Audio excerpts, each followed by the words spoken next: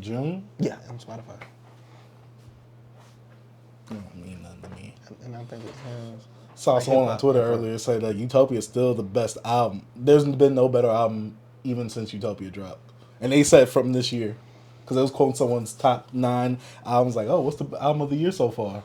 They said, yeah, there's no album that's been better than Utopia so far. I just ignore them people.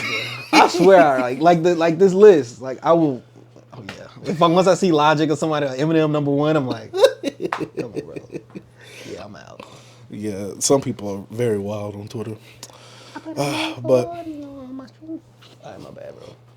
welcome to another episode of Beyond Beats and Culture. My name is Chase the Dark Sage. Today I'm your host. Here with my co-host. I'm T. And we're here to give you some more hip-hop goodness to talk about. Maybe the BET Awards that you watched last night. Some of the good things Kendrick is doing for the people. Yes, sir. Rick Ross versus the OVO Goons.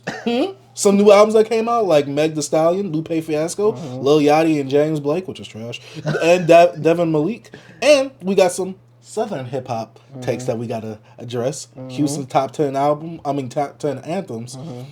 And the Rap Roundtable's discussion on how the South ruined hip-hop. Come on, he's wildin'. What they doing? Well, before we get into that, how have you been since the last pod? I've been great. Got my big purchase in the other day I was talking about. You know what I mean? Which one? Oh, yeah. You got it on you?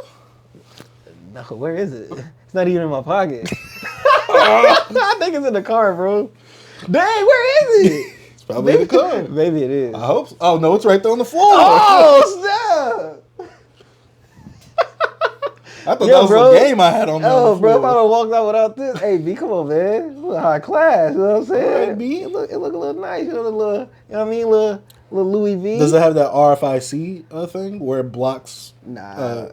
You gotta understand, bro. This is vintage white man, old white man technology right here, bro. This is back from the 1850s and stuff like that. You know what I'm saying? This is my purse. That's what they used to call a wallet, a purse. But this is a pocket. Did they? Yeah, bro. This is a pocket organizer. Come on, man. They used to call it a purse. I ain't never heard. I read a book, bro, from the old days, and they called it a purse. Yeah, I'm not doing. I'm going by that book. Just like how men used to paint their fingernails back then too. Hey, men doing it now. That's what I'm saying. They said they're getting back to that. Hey, bro. I was gonna say something else, but I can't mention that guy. That guy on anything. Come on, B. I'm in my soft guy era. Drizzle. Hey, Subway era, bro? Yes, sir. Hey, man. What about you, B? How you been? I'm all right. You guys, if you've been following the pod, I've been going through a whole artwork crisis. It's finally done. It's finally over. Oh, I'm so glad to have all my artworks in. Now I can get away from this phase on the channel. Yeah. And now I just got to figure out, what do I want to read next time I read the Room channel? I don't know yet. I've been in the big Pokemon phase lately, so I might want to read Pokemon Adventures, but I still want to read Fist of the North Star because I want some manliness. So, bro, want to see some men with big muscles. Yes. They do got some big muscles, though. Yeah, that's what helped inspire JoJo. Yeah. So, I don't know. I'm just thinking about what I want to get into, so I'm not sure yet. Man, I want to get into some men. Correct. With big muscles. Correct. That's why I love JoJo's and Dragon Ball Z. Oh, my God. But besides all that, what have you been jamming since the last pod? Man, I've been jamming a lot. This was like one of the craziest overloads of freaking music I ever experienced in my life. And especially in this time, it's like, it's an album today I didn't know came out last week. Freaking Young Morphosis put out an album. Oh, yeah, I don't listen to him as much as I used to, but you put out an album, I'm like, geez, who else put out? Was that? You know, underground hip hop. He falls into like Earl and them. I thought you were going to say like the Denzel Currys. Nah. Well, back then Denzel Curry. Nah.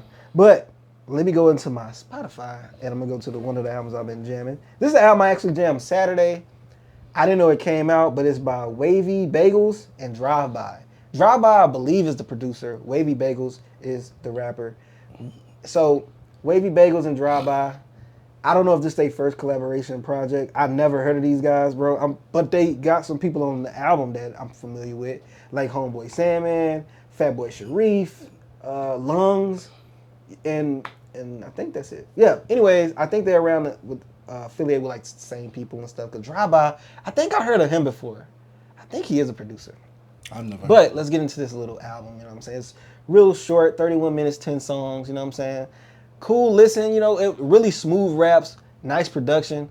Some little, like, I think he had a few like R&B vibes on it. Like, I'm like, all right, do he sing or what? And I don't know, like from this cover art, it kind of gives you that vibe of just like, there's some chill stuff. I guess it kind of do. Like they ain't like, I don't know if they ain't like in a swamp. Is or it what. actually 2 rappers or one? No. rapper, Drive one By producer? is the producer, I believe, Okay. and because it's just one vote, it's him. Yeah, one but person. yeah, so this is nothing like over the head, like oh yeah, this album of the year or anything like that. But this was really cool. I can't be mad at it. Maybe I might go back to it and listen to it, but I listened to it once. It's pretty cool, bro. Like I recommend it. Some guys out there, if y'all never heard of Wavy Bagels and Drive By, it puts you in the same, I guess, realm of like what would I say? I want to say a Maxo, Pink Cypher, them. Like I ain't saying this album sound exactly like these guys. I'm just saying it's in that same realm. It's in that same realm. How'd you find out about them? I think I was on Twitter, bro, and I saw somebody. Oh, this is this podcast guy. I used to listen to him on his podcast. I can't think of his name right now. I'm sorry, I'm blanking. But he'll post an album like, yo, this album's pretty good. I'm like, all right, let me check it out. You know what I'm saying? So I'm sorry I forgot your name, bro, even though you're not hearing this, maybe not. I don't know, maybe so one day. But his rap podcast, something. God, I used to watch his podcast and listen to it. But he interviews a lot of underground artists. And that's how I got hip to him, because he interviewed Pink Seafood, my bad. And I was like, who's this? I'm gonna check him out. But he's like Canadian. Like, he's a cool dude. Anyways, I guess thanks for the recommendation, because it wasn't a bad listen, bro.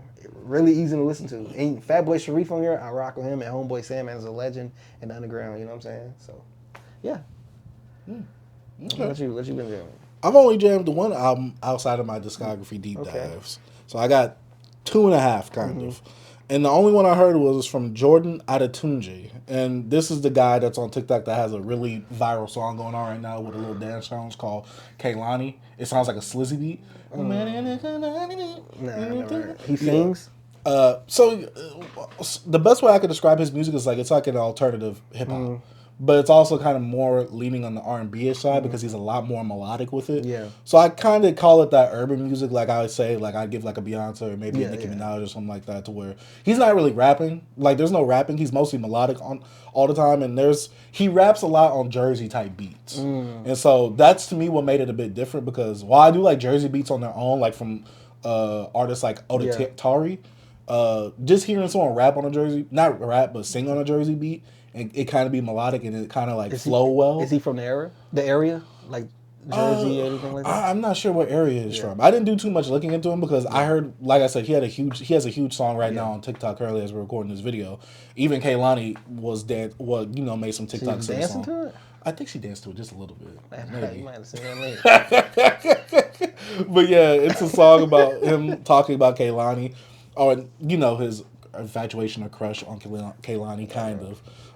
Young dude, like I think his bio says like alternative like music or whatever like that. Even though it's just on Jersey type beats most of the time, there was like 1 or 2 songs I didn't like. The album was very short. It was like less than 30 minutes, and it was like 2 handful of tracks. It wasn't really long. Nothing there to overstay its welcome itself. A lot of people in this era make very short music, so it was easily digestible. I didn't do multiple listens, but he does have a sound that I really do like, and especially with him going on that Kehlani song and it having that slizzy type production, which I wish Cash Cobain.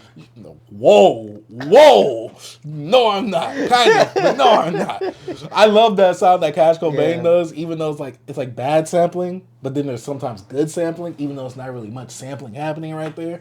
But yeah, I don't know. This guy, whoever produced the song, stole Cash Cobain's whole flow on it. Put the I'm like, he put the whole thing in there. It happens, bro. Man. But yeah, the project is called Rock and Rave. I don't know. Any raving in that? No. Any rocking? No. Oh, okay. But I don't know. It's just, I saw the project. It was like 9 tracks. I was like, let me try it out because I really do like this song. So if he has more stuff like this, I want to go check it out.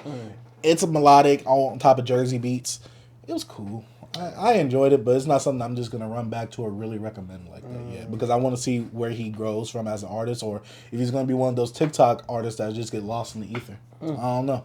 But yeah, that's all I have for Jordan Adetunji, Rock and Rave. All right. My next album will be Marsha Ambrosia's. That's what I was supposed to listen to. Yeah, Casablanca. Blanca, like the movie. Oh, I thought you were saying cheese. No, presented by Dr. Dre, and this is presented by Dr. Dre, bro. I mean, this album sounds so freaking good. It's so crisp. Bro, it just sounds expensive. Like from the freaking samples, you could tell like, yo, I can get any sample I want. I'm Dr. Dre. Like he went and grabbed stuff from some of your... beat it out of them. Yo, you gotta stop.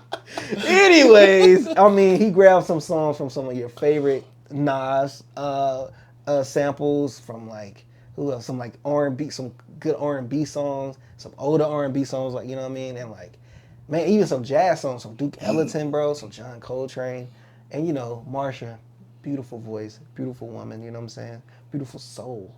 Man, she sounds amazing on this. And I just love how like Marsha is like she's a woman and sometimes she talk about sex and it's just like dang, like this lady. Does it sound seductive, B? Yeah, bro. I'm like, yo, why you trying to get at me? Ain't you married? You know what I'm saying? I feel like she just singing to me. I'm like, you wildin', yo. Like, chill out. You know what I mean? Does she have any features on it? Bro, it's one feature.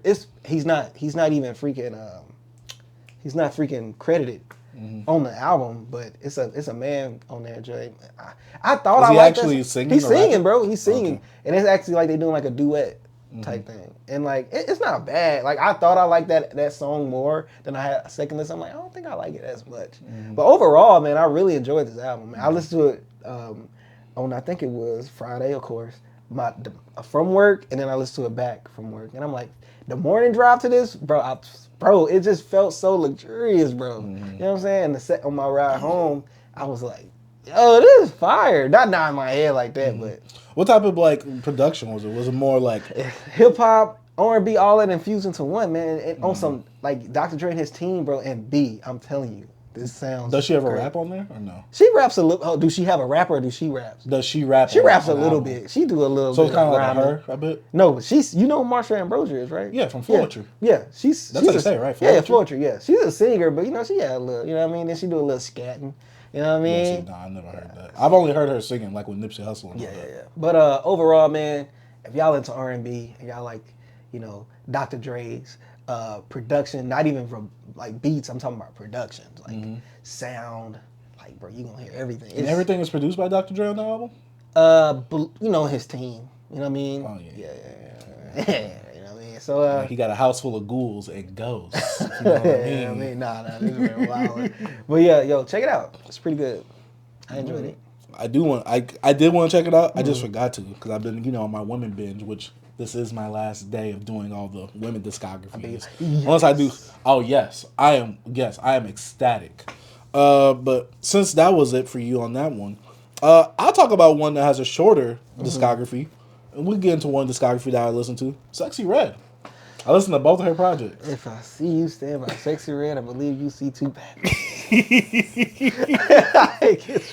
I gotta say, I listened to Hood Hottest Princess because she did have a regular version, which was 30 minutes, but then the deluxe adds another disc, which is, I guess, all bonus songs, but also songs she made a little bit after that. The music that she makes, I'm not mad at. It's bad for the culture, B. It's bad for the culture image-wise. But then when I think about, she's basically just a Chief Keef for women, for that. And I say Chief Keef as in, like, the stuff that he was rapping about, the whole drill scene that was happening in Chicago, all that stuff. She's basically like that, but for women. So everything feminine more so, besides the masculine stuff, she's that. It's just like hood rap. Like, that's hood rap music. One thing about Sexyy Red, she's really authentic. I can't say she's faking a funk. I really believe she's a hood rat. I think she amplifies it because she knows that it keeps her image, it keeps the image up for her. Oh so yeah, it of keeps course. her stocks She got to up. amplify, yeah. So that's why, with the music, I'm like, I get it. Like, I'm not mad at it. Especially Hood Hottest Princess. I'm like, this gives me Chief Keef, like, back in his mixtape days. She actually messed with Chief Keef. Yeah, Chief Keef got, like, was one of her inspirations. Yeah, he got like 2 chicks right now. He got Sexyy Red and some other chick. Kayla girl. Yeah, she was like, yeah, my man going to the BET Awards and he was with her. Yeah, Like, or no, you didn't see when Sexyy Red had Chief Keef's chain and put it near her crotch. Oh, she was going to put it in her pants or something like that. Yeah, why you bring that up? Yeah. And then the Kayla girl responded, and then Sexyy Red said, "I don't care, we sharing Yeah, him," something like that. yeah. I'm like, this is wild. But I mean, it's the antics. She just had a baby. I would say this: while her image is atrocious to black culture and black people, I can't say as a community because we're not a community. We're not. We're not that either. Whatever this is, as black people in general, this is a bad image to prop up. But man, she could sell the image. Bro. Whatever that is, I don't feel like it's, like you said, it's authentic. Like, I never feel like she doesn't really mean that. Yeah. No, I feel like everything she says, she means. Yeah. I believe it. This is one of the people I'm just like, it's not one of those things where I say, like, all the time with Meg, like, I feel like it's a fake bravado there sometimes. Where Sexyy Red, I'm just like, this is her, who she is. Yeah, like, her. her music is authentically her. She had the crowd at the BET Awards wilding, bro. They was lit. And I'm like, see this. But when Will Smith came out there and did his old preachy stuff, brought out Kirk Franklin, we didn't want to hear it, including me. I was like, yo, get this man on stage. Go slap Chris Brown or something. Black people right now. I mean, Chris Rock. We like the debauchery. And so, with Sexyy Red, I listen Not to even black people, bro. It's Mr. Coach. Like, I say everybody likes. Yeah, but I never really seen, like, I never seen on the internet white people propping up Sexyy Red. You know what I'm saying? No, I'm saying, like, as human, we thrive off drama. Oh, like, yes, I agree. But I'm talking, I thought you were propping up Sexyy Red specifically. No. Only, it's a white man doing that. But he's of course. But he's profiting off of that as well. Yeah, of course. Look, he's fetishizing it and prophesizing. Hey, it's not his problem. I do the same thing. Except y'all wouldn't call him racist because he's black as well. So, listen to Hood the Hottest Princess. It wasn't bad. She, you know, kind of pays homage to 3-6 because she goes over the Cheese and Dope instrumental. Which, listening to all these discographies, 3-6 Mafia is just so influential, even in female hip-hop, which is crazy to me.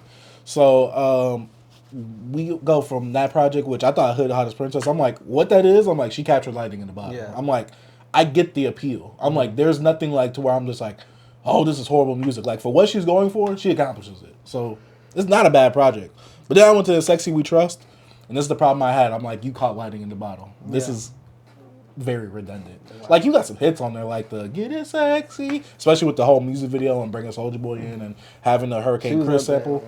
I'm like, I get it for the song. I get these songs. Some of the songs I'm like, yeah, this is gonna bang. Like I get it, but you know, the album itself and Sexyy We Trust, her latest project with BBL Drizzy on there or whatever, that beat, it was just redundant. I'm like you caught lightning in the bottle. So with Sexyy Red, am I looking forward to anything she does? No, but I can't say I didn't enjoy her first project where I was just like, oh, turn this off right now, because there's way worse projects I listened to. Even this week. And I've listened to some pretty bad music this week. Man. And Sexyy Red, her latest project is on that bottom totem pole. Yeah. But Hood Hottest Princess is a bit higher up there in the list. And I hate to say that, especially when I bring up these next two people, because we might get doxxed on this podcast. Hey, sorry. I'm ready. But yeah, it's Sexyy Red. Listen to her two projects. Hood Hottest Princess, I get the appeal. It's not bad for what it goes for. But in Sexyy We Trust, very redundant. Feel like I already got it before. Like I said, Sexyy Red really caught lightning in the bottle with Hood Hottest Princess, the deluxe version. Oh my God. And that's really all I needed. Even though the actual deluxe tracks are better than the original tracks from the actual EP. Jeez. But yeah. Hey, what's your next project? My next project is an album that also came out last week, which is Bodie James and Conductor Williams. Mm-hmm. Man. Heard this might be album of the year, B. Bro, you hear that every week. I hear that from every single project that comes out. I'm just like, y'all guys, recency bias is crazy. This is not album of the year to me. Mm-hmm. Really good album, though. I like it more, better than the first one he put out this year with Nicholas Craven. Mm-hmm. That's the one with him on like a when he on stretcher. Yeah. So this album, what I like more about it is because I feel like Conductor gave him versatile, like different samples and beats, like different selections, you know. And I was like, dang, the Conductor made this beat. Am I all right? It's not. It didn't. I wouldn't say, it didn't feel like the traditional Conductor sound, but like, because he could go all over the place, but like, yo, this was a little different. And Bodie, come on, bro. Does Bodie ever switch up the flows on these songs? Or he's Bodie, but he has his nonchalantness flow, but he'll go into a different flow a little bit, but it's Bodie. It's not like he ain't going too crazy. See, that's the one thing I'm always scared of with going into non-Alchemist Bodie projects. Cause I'm just like, do you switch the flow up? Because I'm unfamiliar with this producer already as is. But when you listen to him, I feel like he's rapping slower in a way on like Alchemist beats. But when he collaborates with a good amount of artists, producers, because he puts out a lot of projects. And like, he don't put out bad projects, bro.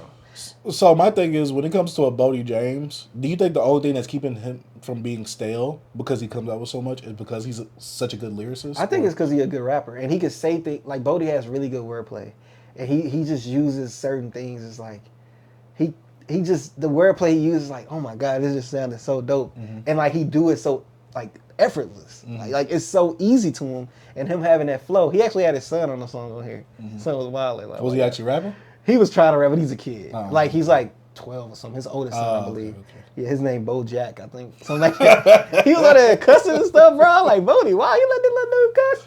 But overall, bro, I think it's a really good project, but Bodie really don't disappoint. Only thing I could be like, oh yeah, I'm a little burnt out on Bodie is, which I went through like a phase. Cause he was putting out so much. Yeah, he seems like he puts out a lot, which is why like that camp, the whole underground scene, Griselda and all of them, I can't do too much of that because they just put out a lot and it gets very redundant. Yeah, and it gets to a point where like, I'm kind of off of them. You know what I'm saying? So with this project is what makes it so. Does this project stand out to you in his discography, or at least the later half? Yeah, it stands out in the later projects to me, mostly because also the production that Conductor gave Bodie, and Bodie, like his rapping is just still good, but you could get like another Bodie project. Because, like, last year he went crazy. This year, I think he only put out 2 so far. You know what I'm saying? But, you know, 2 stellar projects to me. I guess. I wouldn't say stellar. But. Well, I'll say because someone who... It's like the Outkast thing. Where it's like all their projects are good. Yeah. But it's like, you know, it's like I got to... If I'm comparing them to each other, this one ain't as great as this one. So. Yeah, it's like some artists can fall. It's like Rome Streets. He did that. Like, he was just putting out stuff. Because, like... I love Rome Streets from like Noise Candy. Like 3 is like my favorite project from him. And then like it got to a point when he started getting hot and he just started dumping them. Which it's no problem with it. Do your thing. Cause while you hot, produce that content. You know they just content creators now, B. So I mean, they technically always been. Yeah, just put that music out there, bro. Just put it out there. So I don't see nothing wrong with it. Cause like you gotta understand, a lot of people in the underground are like middle-aged men. Like seriously, like. Some of them get on, they be like 35. They be like in their 30s, yeah. They be like 35. I'm like, bro, they're like, man, I already got, they got 401ks and Do you think that's one of the things that keeps them back from getting huge mainstream? Besides the subject matter. Age? I think it kind of could keep them away from a wide audience. But. Like a Benny the Butcher, I feel like him and maybe Westside are the only ones that really creeped up out of that. Yeah, because I know like, right now, Mike is a guy that's kind of, you know what I mean, he's getting a lot of, you know, people putting him on lists and like more guys in the mainstream are talking about him. He's a younger guy, but he's been around for a while now. He's like I think Mike should be in his mid-20s, about 25. Mike is definitely one of those acquired tastes. Yeah, he is. But he also like with the new like production phase he's going through and some of the flows he's doing now, it's like more bouncy. Like he's getting more to like people being like, I rock with this. More accessible. Yeah, it's like I wouldn't recommend you an older Mike project. I wouldn't know how you'll feel about it because it doesn't sound nothing like how his stuff sound now. So, Bodie James, Conductor Williams, I think it's called Across the Tracks. What's it called? Across the Tracks. I think I've only heard like a handful of Conductor songs, and it was Drake and Lil Brother. For real, you never heard Eurostep beat with Westside Gun? That beat is insane. This is off of our project. Yeah, it's all Perfect Pair. That's why I haven't heard it. Because remember, I don't listen to songs outside of the album unless it's like a single and it never goes to an album. Nah, Conductor got some crazy beats, bro. Yeah, I've heard. Yeah, I like his stuff with Lil Brother, like the one song he has with Lil Brother. And I like the song that he has with Drake. Yeah. Even though he got 2 tracks with Drake, right? Yeah, I think like 2 or 3. Because there was the one... and then the one that was on... Then the one that was on Scary Hours 3. Yeah. But a lot of people was like, oh yeah, Drake is stealing Fonte's flow from his Conductor song too. I'm like, bro, Drake been having Fonte's flow though. Drake was a backpacker type dude if y'all didn't know how he was. They don't care Drake, about that. They only care about now. What I thought Drake was gonna be in 07, 08 or whatever, he's not. You know, he came out to be way bigger, but y'all gotta understand, this dude still have that back. I don't know why people don't act like this dude not a student of the game. They tripping. That's because they don't do their research or their homework. They see the numbers and they think like, oh, he could have never actually have worked. I'm like, bro, y'all gotta see what people come from. Some people. Drake not an industry plant, bro. Some people think that because he was from Degrassi. They think because he was Degrassi, it was easier for him. Bro, people made fun of him. Nobody, bro. Drake, like with Drake, it's people just now are trying to, like, they couldn't deny the talent, but a lot of people wanted to deny him as the person because nobody thought he was cool. How he looked, where he come from. He's from Canada. He's from Degrassi. He's just now kind of getting his cool like status. Like I'll say during the time of like. If you're reading this too late, is when it's like, all right, Jake's okay. I think that's when he got. I think nothing was the same enough.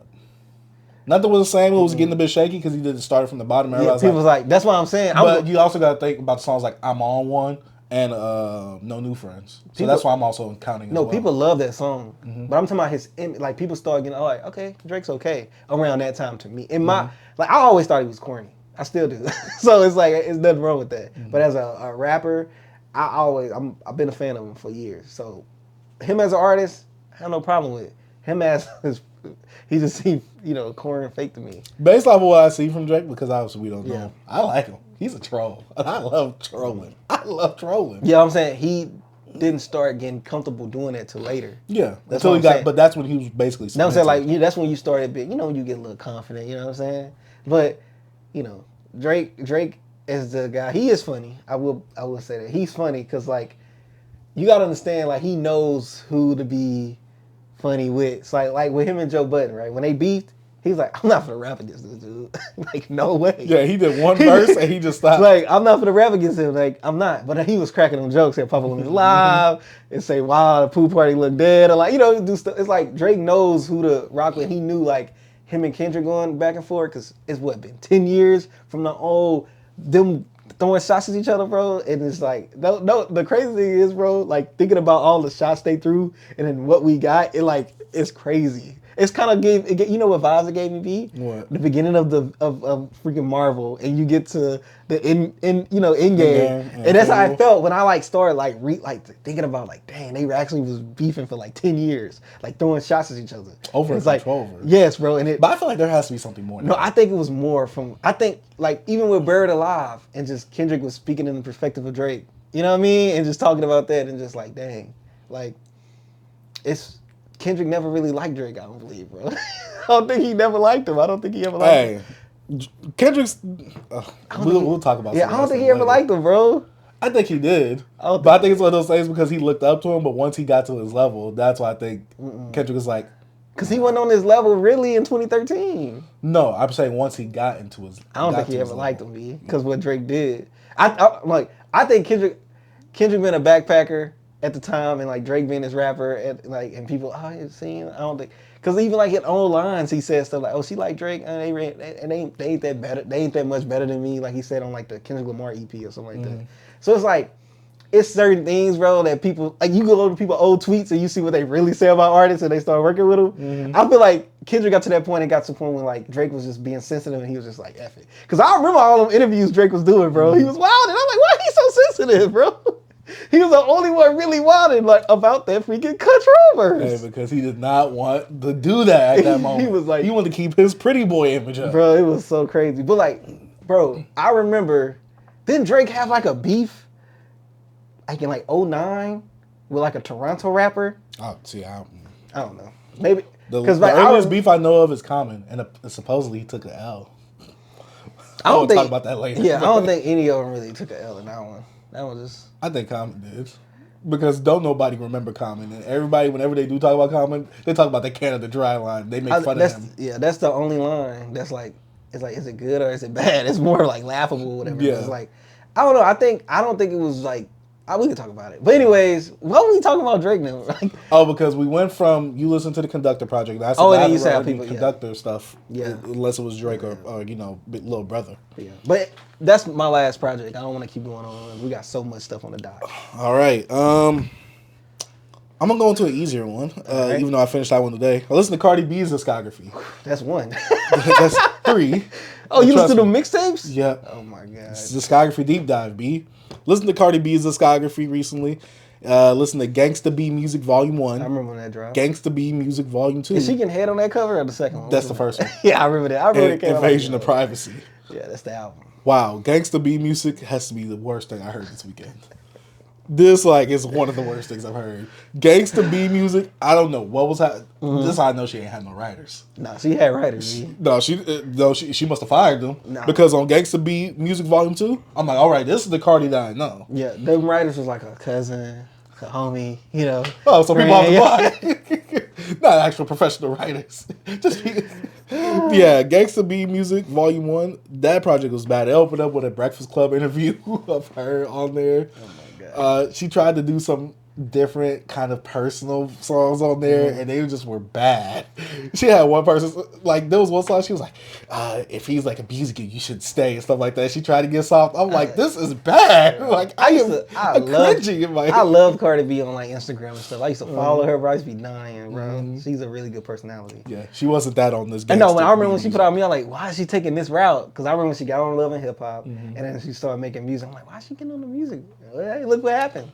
Yeah, because honestly, when it came to Gangsta B Music Volume 2, which came out a year after, much improvement. Yeah. Better better selection of production, better features, better variety of songs. Everything was better. Like, this is the Cardi that we know of today, kind of. Yeah. So, Gangsta B Music Volume 2, if you are a fan of Cardi, you like Invasion of Privacy, go back to that one. Do not go back to Volume 1. That ish was horrible. You gotta see the growth. I didn't want to see nothing. But then we get to Invasion of Privacy. And I revisited it because I kind of skimmed through it back when it first came out. Did the Kim do it? Yeah, Kim do it. Facts. And this project ain't bad. It's a good Cardi project. Yeah. And I just feel like she cannot capture this again. Because I feel like if she does come out with another project, it'll be a mixture of Gangsta B Music Volume 2 and Invasion of Privacy. Yeah. But she won't hit the moment like she did with Invasion of Privacy. Because even songs like Bodak Yellow, which I didn't like already, she has another song on there that literally sounds just like Bodak Yellow. It's called like Money Bag, and I like that one more. Yeah. She has the ode to 3-6 Mafia with Bickenhead. She has a really good intro track. She has a really good second track with Migos. What an intro track, kind of like Meek Mill intro? Yeah. I remember that. I remember when Joe Budden played it, like when the album dropped. Yeah, I remember that. What an era. It does that, but obviously it's not as hype or good. Yeah, but I'm just talking about the era of the podcast. Oh, yeah. But yeah, Invasion of Privacy was good. Good features, great production, whole bunch of writers. Because I was looking at this, I was going through the credits, I was like, Jesus, this is a lot of writers. Like, I had to scroll. That is crazy to me if I got to scroll. But I got to knock some points off of that, though. Yeah. Good music. If I'm judging just based off the music alone, good music. Why you knocking points off of her writing? She not a rapper, bro? That's like being mad at Beyonce. No. Because when you come into rap, you know that one of the big elements is, you got that bravado about you because you're a good rapper or whatever. But see, this is why I'm comparing it to. I'm comparing it to other rappers. So why? So you other compare women rappers. Other women. So you comparing her to Rap City? No, like a Meg or like a Lotto, like a Nicki. But Lotto, Nicki, and freaking Megan, they are. I'm rapping. They whole thing is, I'm in the ciphers. I'm doing the rap game stuff. But look, most of the music on here is rap, and I'm talking about just mostly the rap stuff, not the pop stuff. I won't compare her as an MC to them three. But see, this is what I was saying. This is what I'm saying. I can't say, this Nicki Minaj project is a 3.5 and this Cardi B one is a 3.5 because I feel like there was more pressure on Nicki because she had to write that on her own. Like, you get what I'm saying? Mm-mm. Like, it's like this, right? If I'm an A student, like, say this, I studied for the test. I was practicing with the note cards, all that. I got an A on the test. Yeah. If you came in and you got the tutor, they let you also use an open book as well on the test, and you got an A. Who do you think, like, really earned the A more?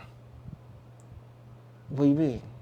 Like I said, because you studied and got yours done, and I had a tutor and I had an open book. I think we separate at that point. You can't compare me to you. But we're in different classes. We're still taking the same test, and we still But passed. if I'm getting a tutor in an open book test, I'm probably got a helmet on. I'm in a different. I got like three guys in there with me. It's a 4-man team in there. You know what I'm saying? But I'm saying I'm in the slow classes. But I'm saying that's why I'm knocking points off. Like, it's one of those things where it's like, I'm not saying the music is bad. I'm knocking it off from a rap standpoint. From a pop star, yeah. So Drake get a lot of knockoffs too, because he do his music, but he write with people and he has his other stuff. Like, no, because we've already had the discussion about ghostwriters. The ghostwriter thing is different. I mean, not the ghostwriter. The reference track thing is different. It's not. They still writing though. They still writing on some of the stuff. Get on the flow. No, it's the same. So you can't judge them the same beat. You can't judge Drake to Kendrick then. You can't do it. That's because that's what you said. But I always say that Kendrick is a better rapper. Yeah, but I'm saying, so you can't judge their albums then. I don't. All right. But I like Drake probably more. Like I said. So Drake is not in the top 10 list at all for a rapper.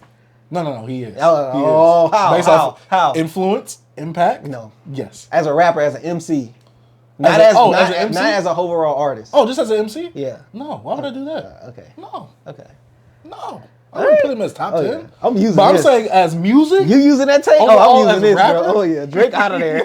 Drake is out of here. Let's bro. get this straight. Drake is top 5, It's top so 10 crazy best rappers of all time. Because look, Drake, MC wise though, no. Because you gotta understand, Drake talks about his pen. He have the rapper, what's it called, like the braggadocious stuff. But he also have his stuff where he have other writers. So like, I can't judge them that way, bro. That's what I'm saying. Like, I just separate them. Like I said, I won't knock points off though. If Cardi B had just like 1 or 2 songs where she fully wrote, all right. You never getting that, bro. Ain't gonna be Exactly. sound like A, B, C, D, Exactly. E, F, But see, it's the G. thing though. How would it sound if I put her in a Nicki Minaj project, and you know Nicki probably wrote most of the raps on there. Yeah, but if Versus- if I enjoy the Cardi B project more, I'll say that.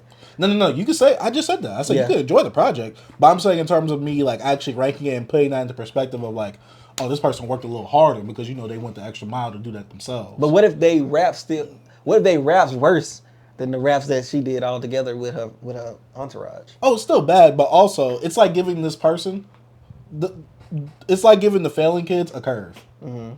Like their grade is better, but based on their own work, it wouldn't have been good. I think It's like that. I think it's a picky critique. It is, but also I've listened to a lot of bad music and I Yeah. listen to a lot of good music. Yeah. If you're gonna be bad, at least I'm like, okay, that's her. Yeah. That's her. But like I told her, good music. Yeah. But if I'm talking about rappers, and you, like I said, all these female rappers, oh, I'm the best in the game, so and so. Okay, you're like, your pen is alright, like compared to everybody else. And it's not like, oh, Cardi B got the pen and they giving her the most miracle lyrical. It's really simple stuff. It's on the beat. Yeah. Like, you don't want to take the time out to kind of like do that yourself. I guess that's the thing, because with rap, there is a level of authenticity. Do I expect you to write every single song on your own? No, of course not. Especially as a pop star that Cardi was trying to be. But you gotta understand, it also takes some talent from the artist. Like I can give you some lyrics, and you rap it, but it probably don't sound good. Yeah. But you could be a great writer and give it to me, and I can rap it better than you. So like, I agree. She has some points in there from delivering it and making you enjoy it. Delivery in general is just that's just a point in the rapping in general for me. Yeah, but because I hate to say it like this. Like look at Rhapsody's project. Good rapping. But to me, the delivery just wasn't there impactful-wise in terms of, like, me getting her personality. Yeah. It was kind of a bit dry and boring. That's what I'm saying. When it comes to personality, I think how you say things, your voice and everything is more important than your lyrics. I think it could be a mixture of both. Because I'm just like, all right, I can see what you did right there. I can see what you did right there. To me, delivery is the most important thing, obviously, yes. But also, I want to see, can you do this on your own if left, like, by yourself, to your own? It depends on... Like it's like a Flo Milli thing. Like Flo Milli ain't lyrical, but she can get in that bag in that pocket though, and she has fun when she's doing it, and I enjoy it. I don't know. I don't like to say like I don't think Cardi B stupid or nothing. I just don't. No, I'm just saying I don't think I'm not saying she can't rap. I don't think she can rap. I don't think she can't write. I think she can rap. B. She probably. Because listen to Gangsta B Music Volume 1. Yeah. Like I said, there is a huge stark difference between Invasion of Privacy and Gangsta B. I think she's a better rapper now than she was. Oh then. Yes, in terms of like delivering, yes. Yeah. But in terms I think of she writing, can rap now. You think she can rap? I don't on think her she own? can rap then. Yeah, I think she can rap now. Like no, I mean I said right. Like on her own. Like writing, that's probably not her forte, but she can rap. That's what I mean. Yeah, I agree. Yeah. I completely agree. Yeah. With that. You saying, do I think she can write? Maybe. I don't think so. Maybe it's just not something she want to do, but I think she probably can do it. Yeah, I guess those my things when you hear the braggadocious lines, it's like. But it's a female rapper talking about. But why can't we put them on the same level? B feminism. B they're equal. Nah, bro, we separate. We separate women and men. They go to different bathrooms than we do. We got B. NBA, we got WNBA. We got women's basketball and college. We put together, B. We're not the same. We are physically, mentally, we're not the same. Misogynist. Well, ain't nothing wrong with saying that. Misogynist, man. Okay. I would never say that. Hey, women, you're all equal. We're all equal. Yeah, we're equal as humans.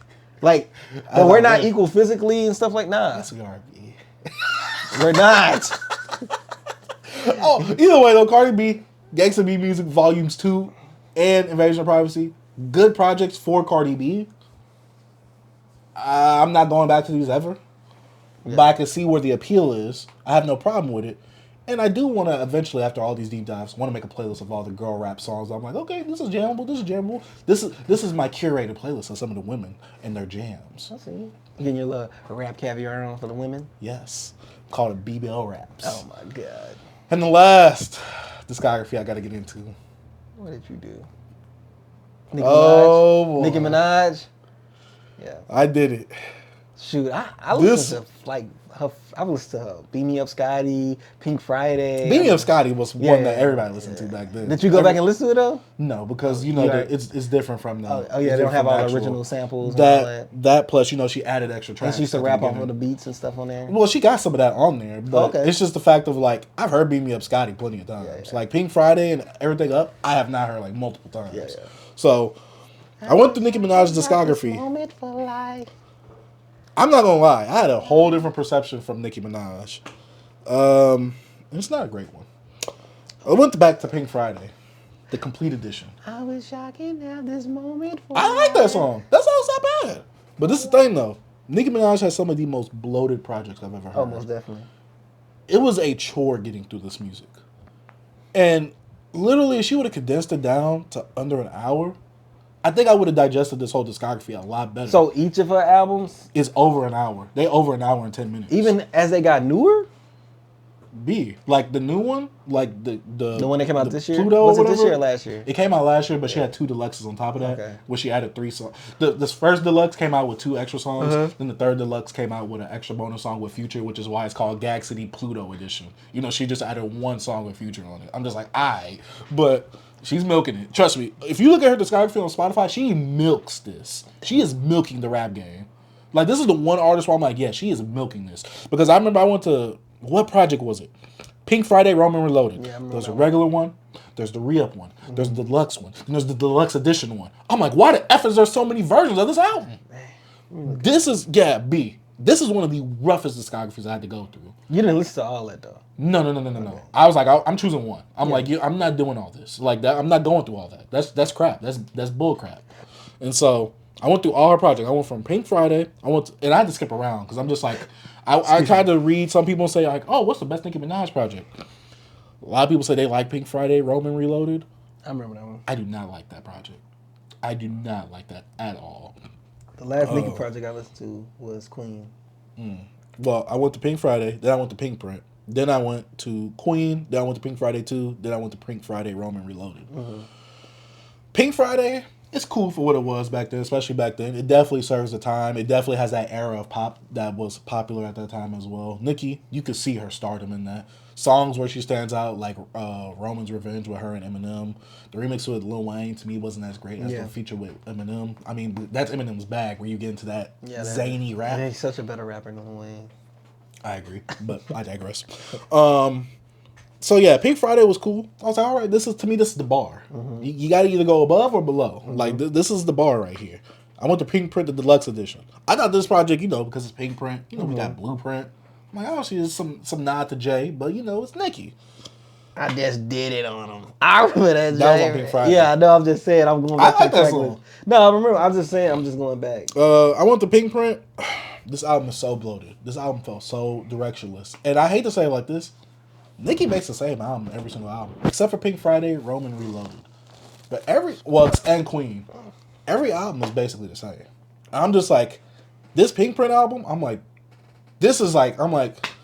I remember the hits off of this. Yeah. She's always going to have some hits. She's always going to make the pop songs. She's always going to have the semi-rap pop songs. She's going to have the little R&B songs. I get it. I'm not mad at it. I'm just like, man, this is just so bloated, though. Like, this is a lot of music. And then you already got a regular version. Then you got a deluxe edition. You usually have, 2 deluxe editions with each album. I'm just like, Jesus. And you can probably look at it right now. I'm looking at it. Yeah, it's bloated. Like, she's milking the rap game. She got someone with J. Cole. Yeah. Oh, that song is fire. Yeah. I'll get to that. But yeah, the Pink Print, it just felt bloated and directionless. I was like, all right, dog. I'm like, this is going to be a rough, discography to get to. So then I went to Queen, the deluxe edition. That's what Underconda and all that on there. That's the last album I listened to. This is my favorite Nicki project. Yeah. Because she's mostly rapping on here. I'm like, because when I hit Pink Print, I'm like, oh, this is going to be the project she rapping. Yeah. Yeah, it wasn't. I got the Queen, though. I'm like, oh, this is it right here. This is my bag right here. Now, again, very bloated. A lot of songs that could have been chopped off the cutting board. Ganja burn, ganja burn, ganja burn. I like the way he sets the tone of the album, but that's like I remember Joe used to play on the podcast. Ganja burn, ganja burn. But I enjoy that project. I enjoy Queen. I obviously do not like the pop songs on there, like My Anaconda, because she has that formula where she gets a super popular, I guess, hip hop pop song or whatever black song, like the Sir Mix-a-Lot, or like she did with the Super Freaky Girls. She gets that, she remixes it. I get it. You do the ladies anthem, and that's what Nicki Minaj's music is. It's ladies anthem stuff, girl power stuff. You can do it, put your mind to it. It's all that. I'm just like, I get it. Queen, that's why Queen is more in my bag, because she's actually rapping. She's being braggadocious.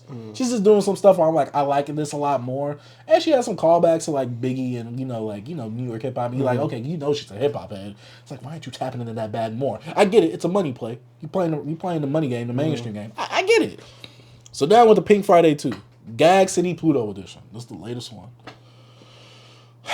She catfished me, B. For real. The first few songs, I'm like, Ooh. yes. I'm like, yes. This is about to be it right here. What's that one popping song with like her and Uzi? I see. It's like a commercial. Everybody. It's like commercials and stuff. I don't like that song. I don't even like Uzi's verse on that, but I also don't like the beat on that as well. Yeah. The first few songs, I'm like, okay, Nicki. I'm like, I like what you're doing. Even the J. Cole feature, I'm like, yes, this is it right here. Yes. And the project just kept going. I'm like, oh F. This man is so strong. I'm like, oh F. B. Why? And then some songs I'm just like, she even has a remix with 50 Cent on one of these songs. Beep Beep? Yeah. I'm like, I like her on it. I don't even like the 50 Cent verse like that. 50 can't rap no more. I agree, because he was on that Nas project. I'm like, Nas, why'd you put him on there? I get it for the moment, but Nas, take that shit. That dude do not care about rapping. I agree. He don't even sound like he can rap anymore. He sound like it's a chore for him to do it now. Yeah, he just think about freaking making shows and crap. Yeah, vitamin water. That boy's Tyler Perry hip hop edition. But Facts. yeah, I went Pink Friday. I'm like, dang, like I thought it was gonna evolve from Queen up into more rap. I was like, because I was getting at the beginning of Pink Friday too. You thought she was in a bag, B? I thought she was. She was in a trash bag. Yeah, she was in the glad bag, but I wasn't glad. I'm pretty sure she was glad from the sales and all that. I don't get why she calls it Gag City. I was not gagged at all. Oh, man. In fact, I wanted to just run off the road. Hey, before we finish this, I just want to say, when you clip this up, there's going to be a rap if the Barbs get a hold of this. They're going to murder Now, you. Barbs, I do want to have a disclaimer that shit was at the beginning. I am a straight, cis, heterosexual male. I do not want to get doxxed. I am not saying that Nicki Minaj has to be the most lyrical, spiritual, miracle individual being out here. I'm not saying that. I'm never putting these women up to that standard. But is Nicki Minaj worth the listen is the real question, B. Nicki, just like Wayne, because she raps at a lesser level than Wayne. And she still does the punchline thingy like Wayne was back in like that era of punchlines. She still does that. Is Nicki worth the listen? If you're a woman and you like pop music, or if you're a gay man, if you're a woman or a gay man. Oh wow, this is trying to be diverse. if you're a part of the LGBTQ, or if you're a woman and you like pop music as well, then yeah, Nicki is definitely worth the listen. But if you're just going to Nicki for the raps, you gonna have to curate that. She ain't got them raps no more, huh? Like that. She do. Just that's a little iffy. I guess it's just not the moneymaker for her, and I get it because Pink Friday 1 wasn't a lot of rapping on there like that. So with Pink Friday 2, it being the sequel. Do she sing much now? Yeah, half her songs is like pop. I mean, she does a little melodic thing. It's not like a true like Doja It's not like Cat moment. thing. It's like moment for life type singing. Like it's not really like, oh, like I'm trying to like Mary J. Blige it up. Like, it's like the pop rap stuff that she be doing, and like the moment for life. It's kind of more towards that, leaning towards that. So I listened to Pink Friday. I'm like, all right, this is a disappointment coming off of Queen. Yeah. Even though, like I said, all of them are bloated. So then I got to the last project, and this is the one I listened to yesterday. I want to unalive myself listening to this. I only like the one song. Hold up, this is the deluxe version of the last one she put out? No, Pink Friday Roman Reloaded. So this is her second project. This was her second like project. Yeah, I remember that. After Pink Friday, it was Pink Friday Roman Reloaded. Yeah, I listened to that. And been so long. Trust me, keep it like that. Oh yeah. we always talk about how like does pop have a sound in that. This helps me solidify that pop does have a sound because especially for that time, she goes for that sound. That's the sound though. It's not pop. It's a sound. It's poppy. Trust me.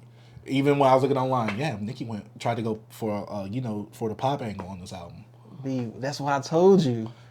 That's what selling out is when you just go to that sound, that world variety sound. She sold out. Yeah, she was even going over some stuff that had dubstep. That had spaceships on it, right? Or was it Super Bass? Super Bass, I think, was on. It went on Reloaded. It was on her second album. Super Bass. I think the Super Bass song. What's the other one?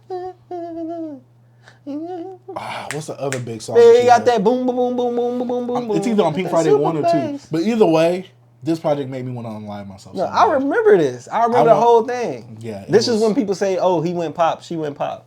This is going pop. Even though I felt like her first album was that, but she went like full on. Like there was like only like really 1 or 2 rapping tracks. But when you say look, that's her first album. When you go full in, that's how it sounds.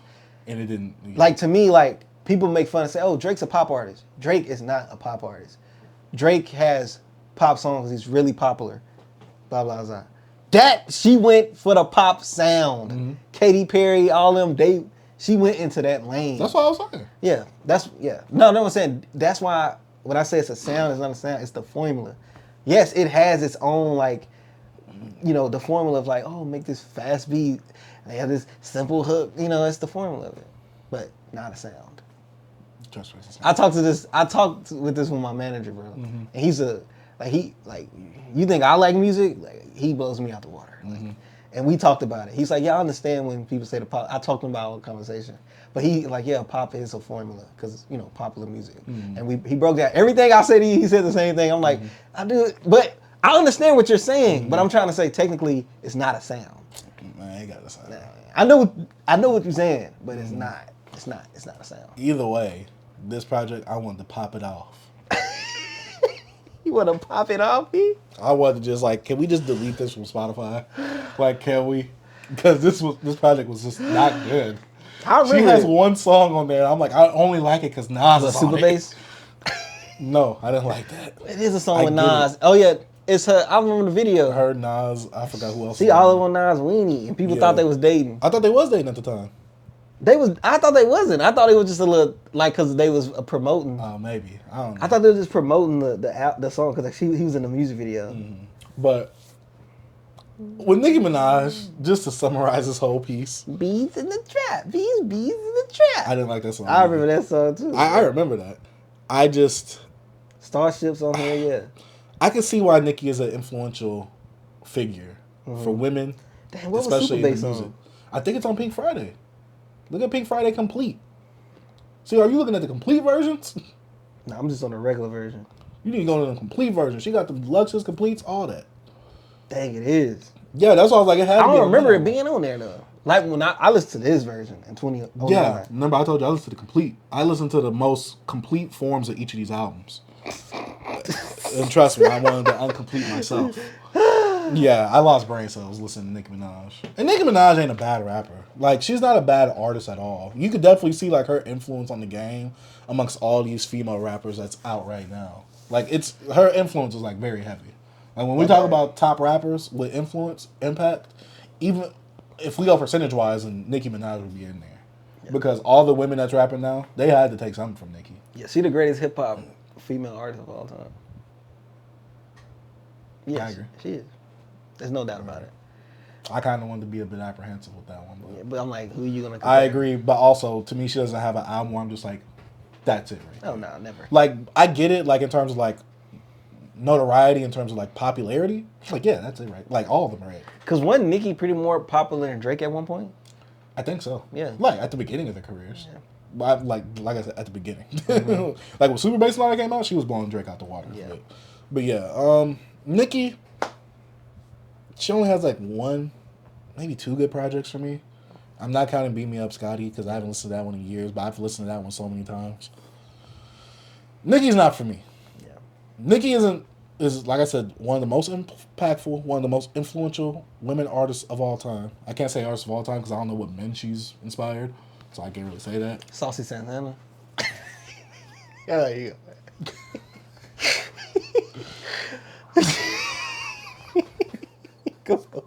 I was about to say something. That's why this is my last week doing it. You trying to get me caught up? Come on, You trying to get me caught up? Oh, you said, yeah, go, Nicki is impactful. I gotta say the things that way the Barb see this. Is like, oh, okay, that's what we thought. Give it a credit. Look, oh, okay, that's what we thought. They had to put the gun. They had to start putting the gun down. Look, I'm like Michael Jackson. Just calm down, Bars. Calm down. Chill out. Look, Nicki just don't have a project to me, and I get it. I guess my thing is with Nicki, I don't get the parasocial relationship that her fans have with her. Yeah. Because does she have some introspective songs? Yeah, but it's very far and few in between. A lot of her songs are like really pop. Yeah. So for her to have this super hardcore core fan base that had this parasocial relationship with her, that basically at times want to be her, it feels like I feel like if they wanted to wear her as skin, they would. Like, that's how creepy some of y'all are, kind of. Especially with all those accounts that y'all have. Fanatics. Yeah, y'all are literally fanatics. I can't even call y'all fans. Lil Nas X was The Barb. So that's the second one. You trying to get me caught up? You trying to get me caught up? Like I said, I just don't get the parasocial, and I was talking to my girl about this. I don't get why these people have such a parasocial relationship with Nicki. Yeah. Like, I can get if you say, oh, I really love her music. Like, you know, the way she does this, that. But they be feeling like they actually know Nicki. But I think that's the thing of a fanatic. Like, that's why Kendrick plays Stan and his Pop Out. Because of Drake thing. I did not know he played that. He played that song like in between. You hear him calling up. He was trolling, bro. But I guess I never felt like that with artists. Like, I could wear this. I think like Kendrick fans, Drake, anybody like with a big like cult fan base and just a. But you know, Nicki's is one of the most powerful. Oh, Nicki's. That's what I'm saying. Beyonce's, Taylor Swift. But that's what I'm saying with. I guess for me, like when it comes to especially someone as a pop artist, there becomes that area of disbelief where I'm just like, I don't fully believe you because I know that you probably had help. I'm not discrediting saying they had never been through these experiences, but because you probably have someone help you write this, there is that aspect of, did you really live this or are you just performing this? Yeah, and it's one of those things as well for me. And one thing about the fan thing, like with women, I believe a lot of women wants to be other women. And like men, we don't want to be other men. We just want what they have. Yeah. Like we be like, I want to be cool. I want that. Give me that freaking card. That's how we are. We like, I don't want to be you. Yeah. I just want that. Like, you know what I'm saying? You ugly. Yeah, but women will be like, oh, I actually want to be you. Yeah, like they change their whole body image to look like someone else. Yeah. Whoa. You get too in that. Yeah, we're going to leave. They going to kill us. We wildin', B. You over there get wildin' up on the BB? No, B, they do that for themselves, B. Yeah. They do that for themselves, no B. male games. Yeah, no they do it for themselves, B. Relax. Hey, I was tripping. It's for them. You start going on, B. Come on, they do it for themselves, bro. Yeah, they just get a pink wig, get big breasts, all that stuff. They get the big pink lipstick and all that. They get the big eyes. They call themselves Harajuku. They call themselves Barbie. Not to be like someone else, just for themselves. Yeah, for themselves. Not to impress someone else. They don't care about what other people think about them. Yeah. Barbs, y'all are the greatest. I had to stop you, bro. I thought I was going up, then you started going in. I was like, oh. I'm about to go listen to Ice Spice after this. Yeah. My bad. I gotta go listen speaking of Ice Spice at that award show, oh my God. Straight trash. Hey, we're not gonna talk about the queen of rap like that. Bro, her logo coming out there was a booty. Her booty. I'm like, oh, no way. That's all she got. We're gonna talk about the BET Awards later. Because I saw some clips and I want to ask you your mind and pick your mind on things. Right. But besides all that, man, I'm done with this Nicki topic. I don't want any Barbs to come after me. I just want you Barbs to know I'm not hating on Nicki because I did get a message on we got a comment on one of the Meg videos who was trying to perpetuate a stereotype that they think that all men think like this about Meg music. I'm like, did you not hear anything I said? I'm like, while I did touch on those topics, I still talked about positive aspects I like because with each of these discographies, I try to at least talk about some things that I do like about them. And when we talk about this, I give him the pushback. Yes, the person, like something like what women are saying, you know what I'm saying? I gotta get that perspective as well. I can't just let them get some of the stuff off. Yeah, but also I know, like, you know, this music is mostly intentionally made for women. Yeah, facts. Women are very underrepresented in hip hop. Right. And I'm here to protect you. Negro. I'm giving the men's perspective to protect them from the ears. So they don't listen to this. Oh my god. This is made for women. Oh This my is god. women and gay men that love Oh this. my god. Or LGBTQ people that love this. Because I don't know any. For them. Yeah, because I don't know any. Like, I'm not trying to make this a whole gender sexuality war. I just don't know any straight man that listens to Nicki. That's just like, oh, Nicki's coming to town. Like, I don't know any man like that. Do you know any man like that? No. You know, we're speaking from anecdotal experiences. Yeah. I just don't know a single man like that. A heterosexual man. And there's no problem if you like Nicki. There's no problem like that. But I'm just saying, as me, as a heterosexual man, I fall into that category that I do not like Nicki music like that. But she can rap and she got some jams. She got some jams. Before, if any of y'all get in the comments and say how ugly we are, we have white queens. Yeah, and we have white queens and all this. And we should stick to anime and manga. Yeah. Like, yo, we have 2 women that love us. You know what I'm saying? So it don't matter what y'all think. So we're gonna just move on. And plus, before they you find watch this video. To like Chase, so. So you live here? Yeah. You have these other channels? Bruh. But yeah. But overall, I'm done talking about Nicki. Yeah. I can bring her up later on whenever I do talk about any of her projects that do come out. But overall, I'm done with the discography deep dives for women. I've listened to like about 8. Yeah. I feel like 8. At least 4 to 5 women discographies. And overall, my time was there. Yeah. At least I wanted to try it out because you wasn't going to do it. Oh, no way. I need to be tapped in. Yeah. You tapped into the underground. I'm tapped into the female room. Nah. I'm tapped into the shade room. He trying to get the women. Hey, there was one video I was looking at the analytics. Mostly women. I'm like, shoot, I'm bringing them in. Me, Hey, you not. that's what's up. He said, you not. Hey, I'm with it. Hey, pull your weight. Hey, my man, me. Hey, I'm on their side though. I saved them. Come here for me. They going for my takes on the women, not yours. You wildin', bro.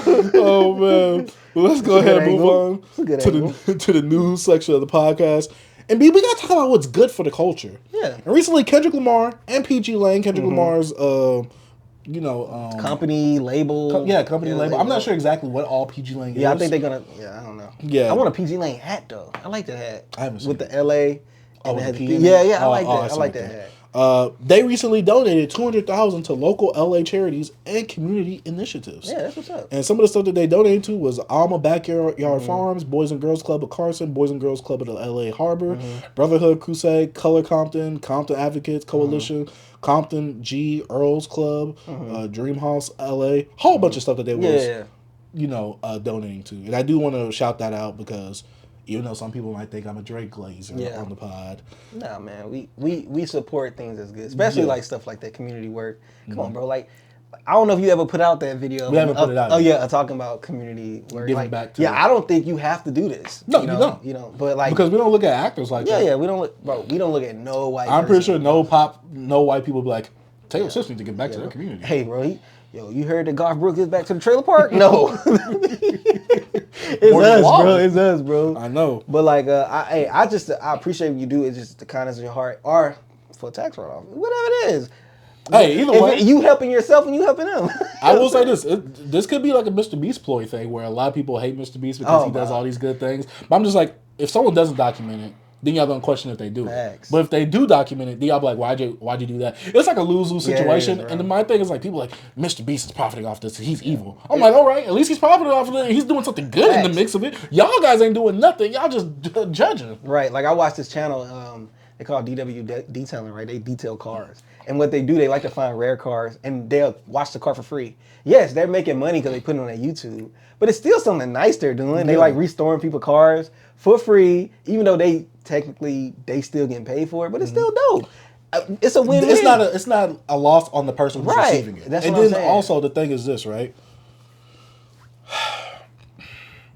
If I don't record that, if I don't profit off of that, I can't keep doing that because that's just not sustainable. Facts. People do not realize, in order to keep doing these things, in order for Mr. Beast to build all these wells in Africa, you got to have some money. If he wasn't doing all these good things before, then he wouldn't have the money to do it. Yeah. Therefore, at least if he's profiting off of it, he puts the money back into whatever.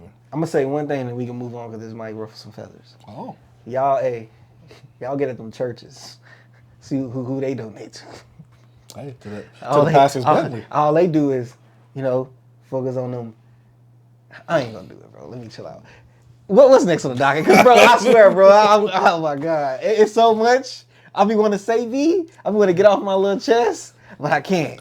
Hey, wait till we get an actual core audience. Hey, bro. I'll tell you where you get your core from. They gonna hate me. You said you with your ass from. V12, that's a fast one. Speaking of people talking about people from OVO, we gotta talk about one of the OVO sweatshop members himself, P&D, the boy Party Next Door, a R&B beef. So recently, I guess his ex-girlfriend Desma was in a music video with Bryson Tiller, Chris Brown, and Jeremih. There's some song that came out. A little rhythm and beef beat. That sounds nasty. Rhythm and beef. Yuck. And then I said there was 3 men on that song too. Come on, man. Hey, one woman? No, I didn't watch the video, but I watched the video. She was the only girl in there? No. Oh, like, you know, she was the one girl. Then, you know, they went to a party. There was a whole was bunch of that girls. flipping her around? Party was like, no! I mean, he basically was. He said, hey, he put out a tweet, I'm finna make these Negroes cry. Bryson, Chris, I don't know why he put a semicolon, and Jeremih. I think he cried. He cried when he said that. Tim must have hit the keyboard, because why is that semicolon right there? Bro. Enjoy the nights of your life. What? Trying to say go kill him? Yo, last night he was definitely going off the cocaine that day, bro. Facts. I gotta go to his Twitter. I gotta find his Twitter because he did apologize. He said it's all love for them. I forgot what he said, but he kind of like the drugs were off. Hey, he wasn't playing at the party with his nose now. Hey, man. Oh, here he says, to be clear, I got nothing but love and respect for those guys. Ish happens, bro. Let me chill out, bro. So you know, Breezy responded. Oh, you know he is. Negroes speak without thinking sometimes. Dot. Then call around to my people trying to retract ish. Nah, Negro. Yeah. Go on your socials and apologize or keep that same energy when you see me. Smiley face emoji. Hey, Breezy ain't ready to fight, bro. That's the one who's playing with their nose and he don't care who knows. Hey, bro gonna do a backflip off your head top. He gonna look like Crash Bandicoot on. Bro, me, I'm not a tough guy, nothing. I'm just not scared of anybody. Somebody try to fight me, I fight you. But one person, I don't want to fight Chris Brown, bro. Bro do a backflip on beat to freaking, what's that one Future song? March Madness, bro. Yeah, like, I'm about to say, and he did it on if you could backflip on just the man like that, why would I square up with you? Bro, you would be on top of my head stumping me in the, like, bro, just dancing on top of my head or something. I don't know. I ain't fight nobody that athletic. He gonna have them shadow moves like Killer did in the beginning of Hunter x Hunter when he and he had all them like after images of him. Like, I don't remember what I was watching, bro, but it was like a few years back when they say Chris Brown's in LA County giving out fades, like handling business. And you saw how that picture where he stepped up to Karuchi. See, look, this is when I'll save y'all women. No, I'm saying hey, he looks scary. With that history. I'm just saying. With that history, bro. Hey, that's why that restraining order on him, bro. He can't mess with her no more. Well, Party, you better put a restraining order on yourself. I need P&D 5, so I need you to be protected at all costs. Hey, don't F around, Party. This is Chris we're talking about. And we don't condone violence. And it's a segue to the next thing. Someone's condoning violence in Canada because it's Canada Day up there. Drake was celebrating, drinking his mimosa the day after all this happened. And apparently, Canada really ain't dry like Common said. There's actually some goons out there. I guess Rick Ross. It's goons everywhere, bro. Hey, Rick Ross is up there in Canada with his DJ. He played Not Like Us because you know him and Drake are in a little bit of a tiff right now, a little bit of a riff. Rick Ross is a troll himself. Yeah. The Canadians up there weren't playing that beat.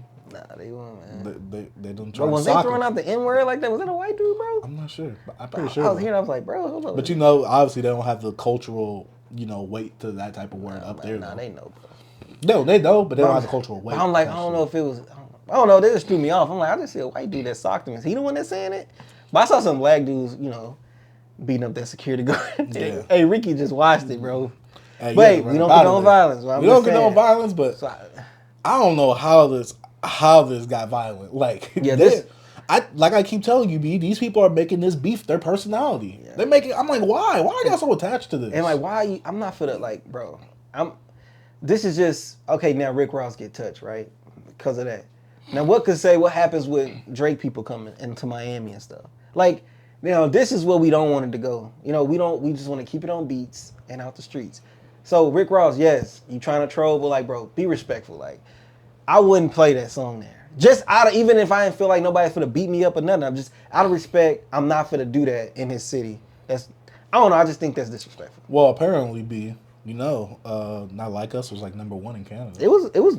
So I'm pretty sure he was like, huh, if that's #1, that means they listening to it. But it's different in the perspective of like you playing it. You there for a reason. Some people like it could anywhere it go, you risking it that everybody probably don't feel that way, but you might find some guys that feel that way. You know what I'm saying? I agree. And that's why I never for that situation, especially when it comes to playing with violence in your life, you gotta count the exceptions. Facts. So like I wouldn't do that, bro. I don't think it's a good business move. Cause you just never know who's at the party. True. You know what I'm saying? Who's at the function, bro. You just never know. And I'm not trying to get rolled up on, you know what I'm saying? Mm-hmm. I ain't gonna play that song. You know, if they request it, but if I somebody say don't play that, I'm like, well, F you up. I'm like, all right. You gonna turn it down? And that dude kind of had some size on him too, bro. He snuffed Ross, bro, and Ross didn't do nothing. Didn't he have his shirt off? Yeah. Ross was he had to have his shirt off. His big dude was going around, and they came and duffed him out, bro. They snuffed him, bro. I'm like, dang. And Ross was like, getting taken down? Ross just looking like, his boy was like, dude that was trying to push Ross back was like tiny. He was little. I'm like, bro, Ross, move him out the way and get the rapping. Bro, Ross was like, he made a business decision. I want to know why Ross was down there, though, with the people. Because he talking to smack. He didn't know that dude was going to rap him. That dude really hit him. Yeah.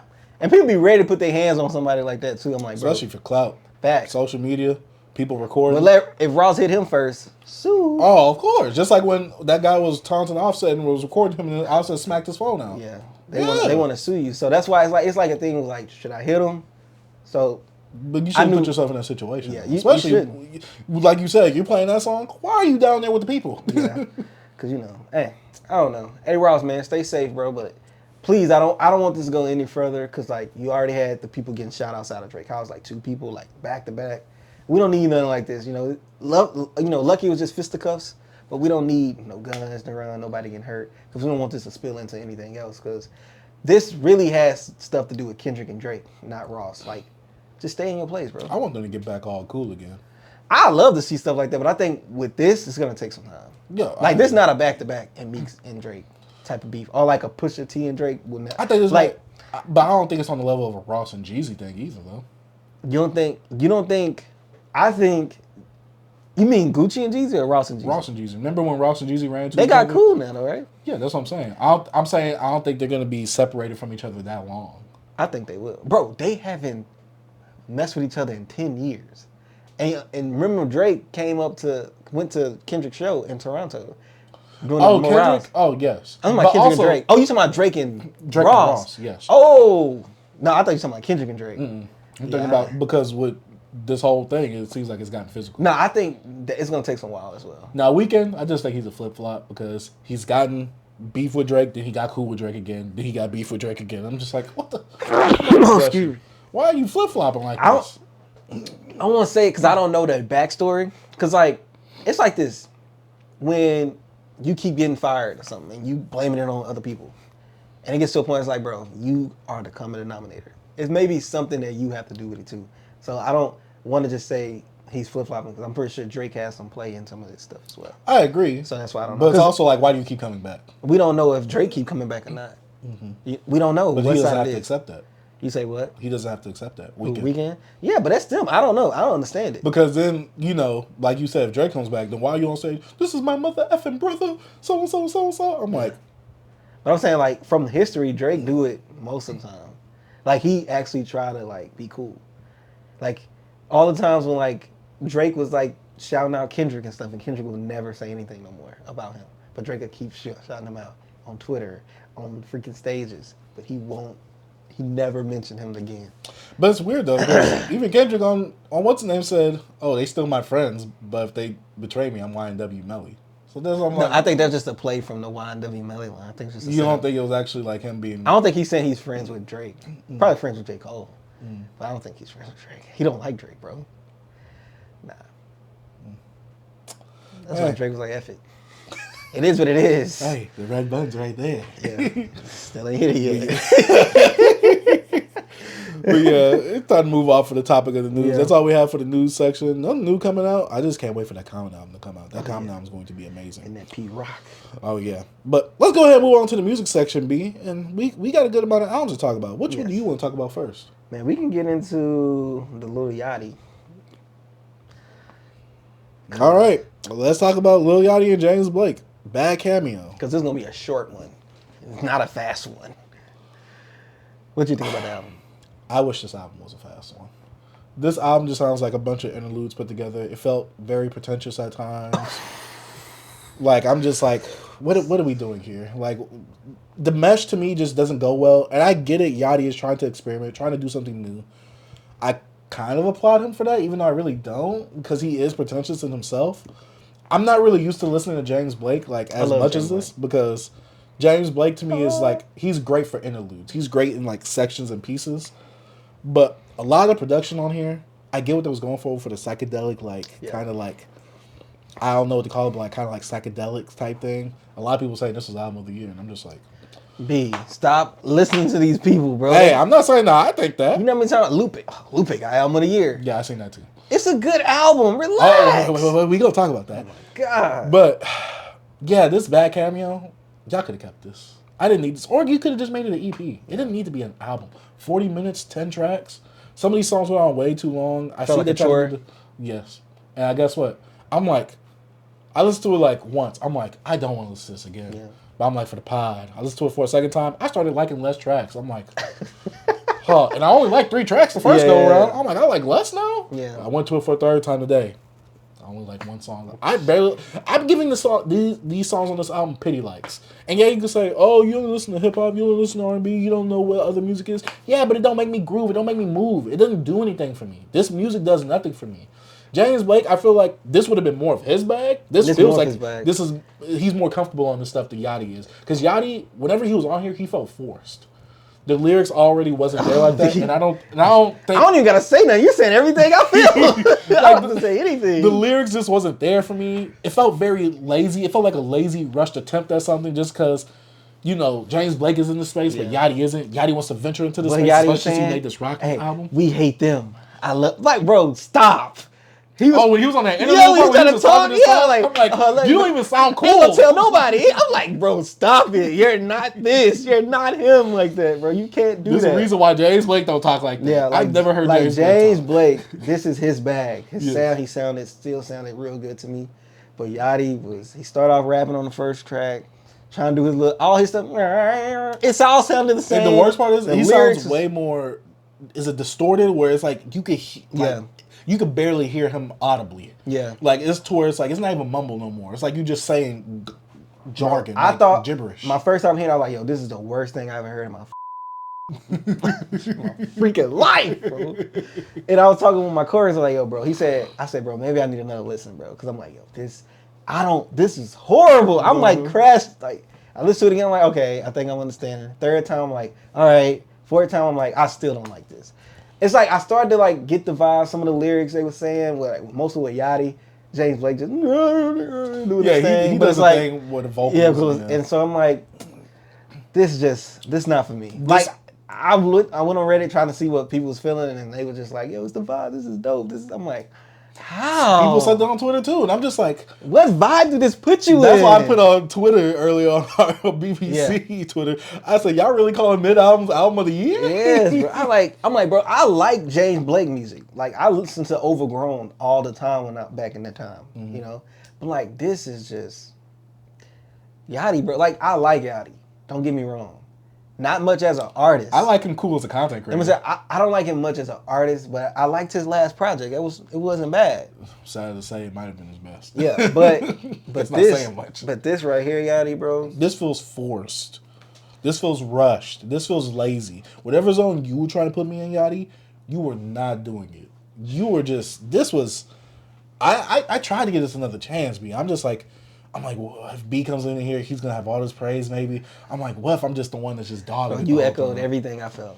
I'm like, lyrics from Yachty, how the sound. Because to me, James Blake, he played his part well. It was James Blake. Like, I'm like, this wasn't bad for, like, I could see that this is his bag. I wonder why he didn't bring James Blake into his world.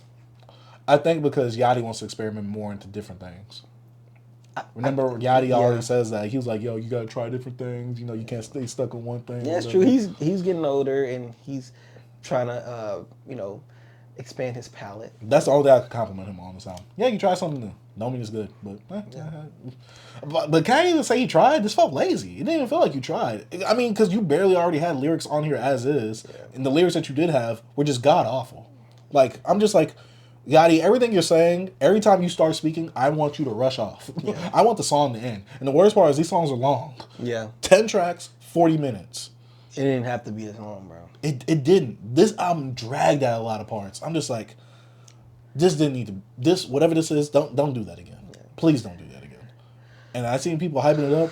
Oh yeah, this set the mood real well. Album of the year. I'm like, maybe I'm just bugging. Maybe I'm tripping. Maybe I need to expand my palette a bit more. Hey, I do, but I'm gonna be honest with you, bro. You remember that little homie you had, and I was like, yo, just because because he said Yeezus was good because it was different. No, not Yeezus. I like Yeezus. He said the freaking that Bush album, Snoop Dogg and all of them was good because it was different. I just feel like a lot of these people forced, bro. They actually like, yo, this sounds different, so let me like it. Nobody, nobody really understands. It's like, I'm gonna be this guy that likes this.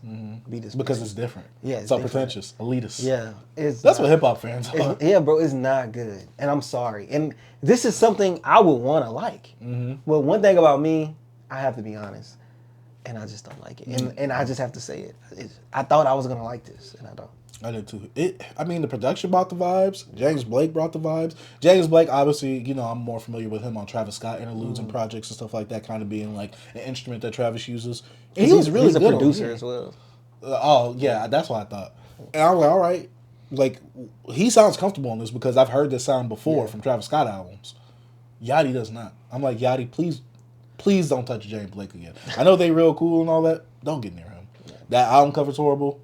This music, your lyrics was horrible. Your performance was horrible. Yachty, I'm blaming this all on you. I pulled up jamming this joint, and I was like, I'm surprised they didn't tow your car. I was trying to that should have been the start. I was trying to get my fourth listen in, man, and bro, it was whack.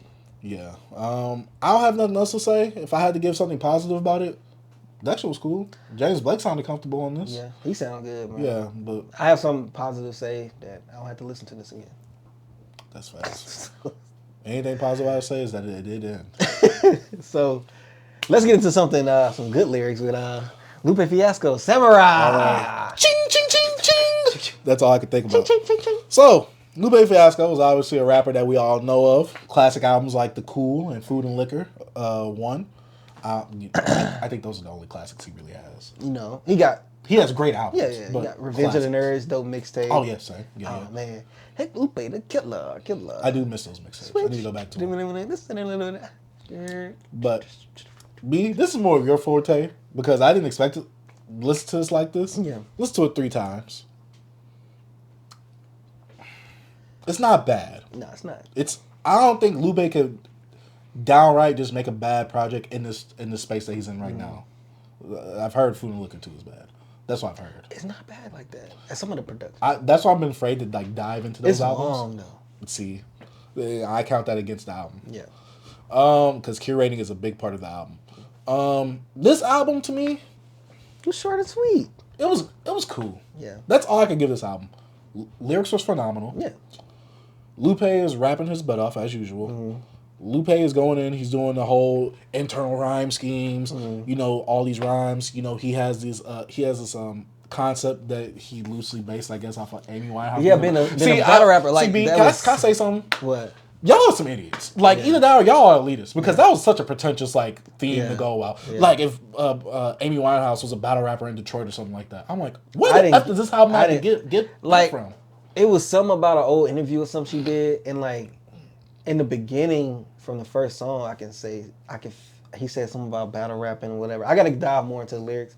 But I didn't get that theme. I listened to this album, I don't know, 8 times. Just playing it, sometimes in my head and I'm cooking and stuff, but still, I didn't get I was trying to find that theme. Because some of the time it seemed like he was talking about himself and a lot of stuff. And, I don't know, it just didn't give me that vibes of, And so, for me, I listened to the album first. Yeah. I'm like, okay. I'm like, it's not bad. I'm like, it didn't... I guess my thing is because a lot of people say, oh, this is album of the year. To me, I'm just like...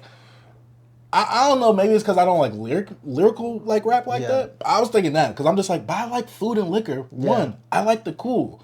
Those albums to me are like way better in terms because- of like sonics and lyricism and topics. And then that's what I'm saying. Like with this album was just Lupe showing like he's on jazzy beats, like jazzy beats, and he's just rapping. It don't feel like it's any theme when it comes to like, oh, I gotta have this hook here, and I gotta construct this dope song like Daydreaming or something like that with Jill Scott. Like it felt like a mixtape or something that he I was gonna say that to me this feels like a filler album, something to like give his fans out. Yeah, but it's not trash. It felt like 3 EPs or something. Like that. What's that one? The Hawk House. I forgot. I said Hawk House.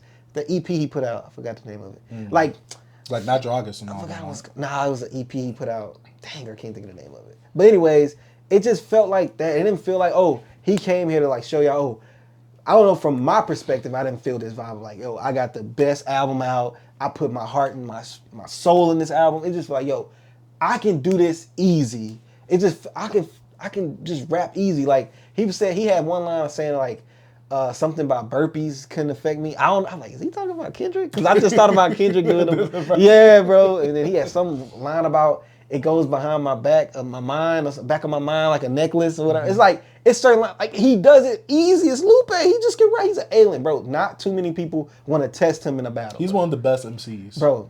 Yes, and I don't know why people don't like, bro. Respect this man. This man. I think it's because he's not at a mainstream level that people don't think about him. He had his moment.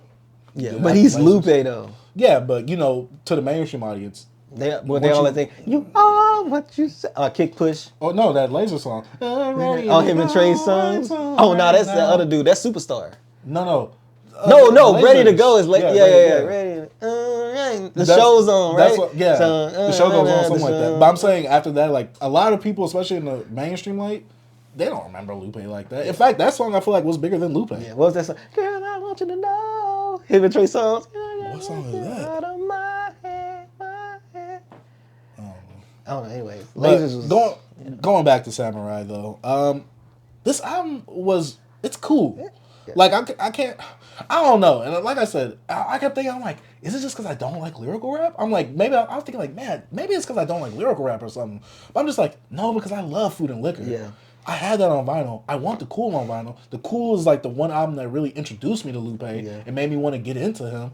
So I'm just like, what is up with this album that I'm not getting that everybody else is getting? I'm just like, and you know, a lot of people were trying to be pretentious with the whole Amy Winehouse thing, the theme, which I felt like was pretentious of you saying that. Because a lot of people was like, oh, I get it because this. I'm like, no, you don't. I'm like, he literally could have said, oh, I was the frog from Ginyu in Dragon Ball Z, and y'all also would have been putting that together. I'm just like, no. Y'all just saying this because Lupe is smart. He's very wordy. He can say a lot of things that might go over your head. He'd be like, oh, I see the connection. I'll just be honest. Like, I don't understand the theme. Maybe I have to do more deep diving, but I'm probably not. I like the album. I like the beats. I love the rapping.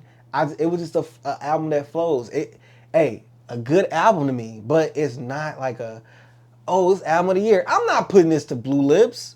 You know what I'm saying? To me, this sonically doesn't have that album of the year sound. That's what like it does sonics wise. Like I'm not saying the production is bad. Right. I'm not saying that. The production, but it kind of is like very consistent and it kind of stays in the same tone. Facts. Like it never like go. varies. That's what I'm saying. It don't feel like an album. Yeah, this feels like it's just like, oh, let me just put something out for my fans. That's what I'm saying. I feel like it's just like something that like, yo, bro, I rap easily. I did this quick. I'm that guy.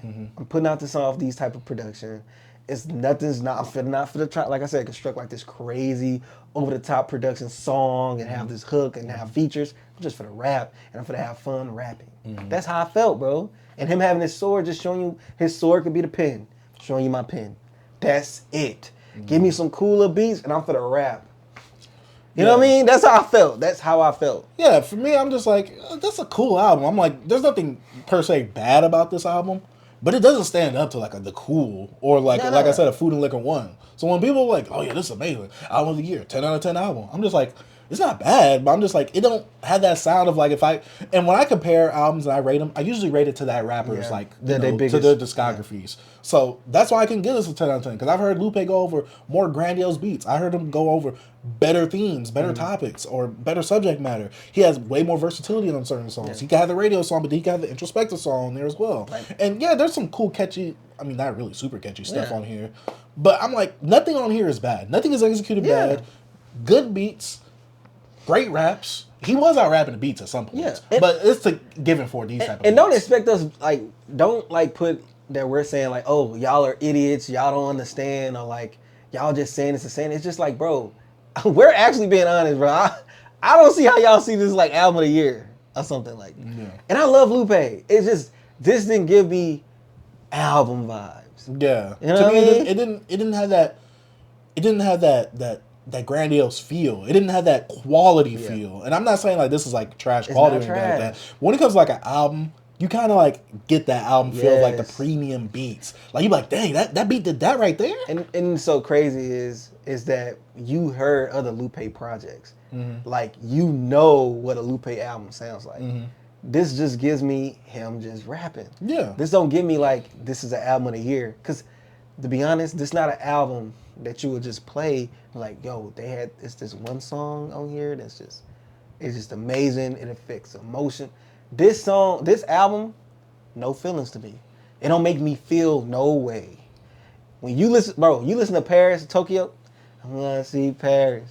Wake up in Tokyo. Hey, I'm rooting. Find love in New Orleans. Come on, bro. Like, just the feeling, the rap, like, it's different. Like, when you hear a song, this is just Lupe. Man, Lupe probably played this album for his students. And like, yo, you see the scheme I did? Mm-hmm. And this like seemed like one of those, like, look what I did right here. Can I say that he sounds very comfortable on this?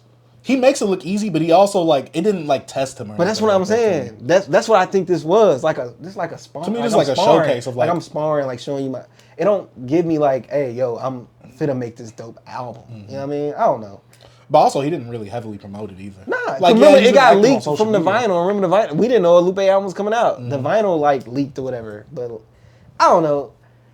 To me, good album, good rapping. Nothing is. I'm not album of the year. I'm like, yo, chill out, Twitter. But I tell you, like, B, the people on Twitter, bro, you gotta. Yeah, Twitter is it's a savage wasteland out there where everything that comes out because of recency bias is just called album of the year. And like I said, I'm not saying that this is bad, and I'm pretty sure Lupe fans are eating off of this, and Lupe is not doing a bad job on this album. I just don't have no grandiose feel or reaction to this type of like album compared to his previous projects. That's all it is for me. I like Lupe music overall. He can get wordy at times. Yeah. And to me, I attribute this album as like, because like I said, he getting this comfortable bag on this album to where it's like sometimes I kind of like tune out because there's nothing that really keep my attention a lot of times. To me, listening to this album is like watching anime and sub. You start looking at your phone for a while, you done missed like a whole bunch of stuff. I'm just like, God dang. I'm just like, this is Lupe music right now. Bro. So I'm just like, Lupe is one of those people that, and especially like with an album like this, it didn't really like make me want to, let me focus on everything that's happening. The beats, like I said, they weren't bad. It just wasn't anything that was like, ooh, like I was never like that. They were cool beats. It was good. But, you know, I guess for me, I didn't get a lot of variety or versatility on this album. But like I said, Lupe is still a phenomenal rapper. Facts. Like, I'm never going to take that away from him. Facts. One of the greatest rappers of our time. Facts. So, yeah, for me, this project was cool. I'm not going to say it's bad. If you just want a chill project, you want something on to kind of like kill like 30 minutes, put this on. It's not a bad listen. Especially if you want some lyrical content. So overall, this is good to me. Like, hey, yeah, it might hop on my mid-year list, but it ain't finna be like nothing crazy in my. It's not gonna be in my. I'm pretty sure it's not gonna be on my list now in the end of the year. Oh, it's not gonna be. It's not on my list now. Yeah. But also, like I said, not a bad album. It's in my list because I'm kind of stretching. Oh yeah. This. You know what I mean? This year was a bit rough. Yeah. So. Even though a lot of people say, "Oh, we're really eating good this year." No, we're eating from that beef. Hey, we eat a lot of McDonald's, a lot of fast food. You know what I mean? Oh man! Freaking 19, 20 albums come out in one day, and also before we start, albums need to come back out on Tuesdays. We can't even digest these albums no more. Look, album come out Friday, we do the pod on Monday. We can't even really sit with this album, bro. Bring back New Music Tuesdays. Like, that would be great. Perfect. We can sit with bro, it's the weekend. I ain't finna sit and listen to an album all day. With a Lupe project, you definitely gotta sit down and listen to it. So I'll probably have a whole different perspective on most this album freaking next week as I play it more. Mm-hmm. Even though I enjoy it. It's a good album. But there's definitely room for more listens and to get a different perspective. Yeah. That's the one thing with the podcast. Remember, guys, this is our initial reactions most of the time, our impressions, how we feel now. We get older, things can change. Yeah. We can maybe listen to this music in a different setting or mood, and it can change our perspective on it. That's all I'm gonna say. Want to get into the You wanna do the Devin? Yeah, we could do Devin next. Let's go ahead and talk about Devin Malik's DEADSTOCK. Now, Devin Malik is one of the newer artists from TDE. Is he actually affiliated or he with him? I think he signed under them. For real? I think so. I could be wrong. I could be wrong. But he was on. He was featured twice on Schoolboy Q's Project Blue Lips. He did production on Isaiah Rashad's project. House is Burning, I believe. Mm-hmm. So he's either. I think he might be heavily affiliated because I don't see his credits anywhere. But I'm very new to his music. Yeah, I knew a single song. My bad. I knew PDA. I knew nothing. Yeah, but I'm saying I knew him from the Schoolboy stuff, but I seen PDA pop up on some a few weeks ago, and I clicked it. I only listened to it once, but we'll get into it. But that was how I was familiar with him with a single song. Yeah, I was only familiar with him from his association with Schoolboy Q on Blue Lips, and his verse or anything or whatever he did on that. Yeah. It wasn't like anything that made me want to check him out. Yeah. And I'm not saying that he's a bad artist from that. I looked him up from that. I didn't, but also we was doing a lot of stuff for the pod at that time. So I was doing a whole bunch of other stuff. So he didn't interest me. Like he didn't have it's not like he had a standout verse like a Don Toliver off of Apple. He stood out to me. I'm like, who is this? Like the name, like who is this person? He does have a more unique name. Not even a name, just like, why are you here? I don't know you. That's what I'm saying. Like, I didn't know who AZ Check or whatever his name was. Yeah. I'm like, who's this? Let me check him out. I don't know who this is. But Devin Malik's debut project, DEADSTOCK, 15 songs, 38 minutes. B, what was your overall impressions of this? My overall impressions is I think he has talent.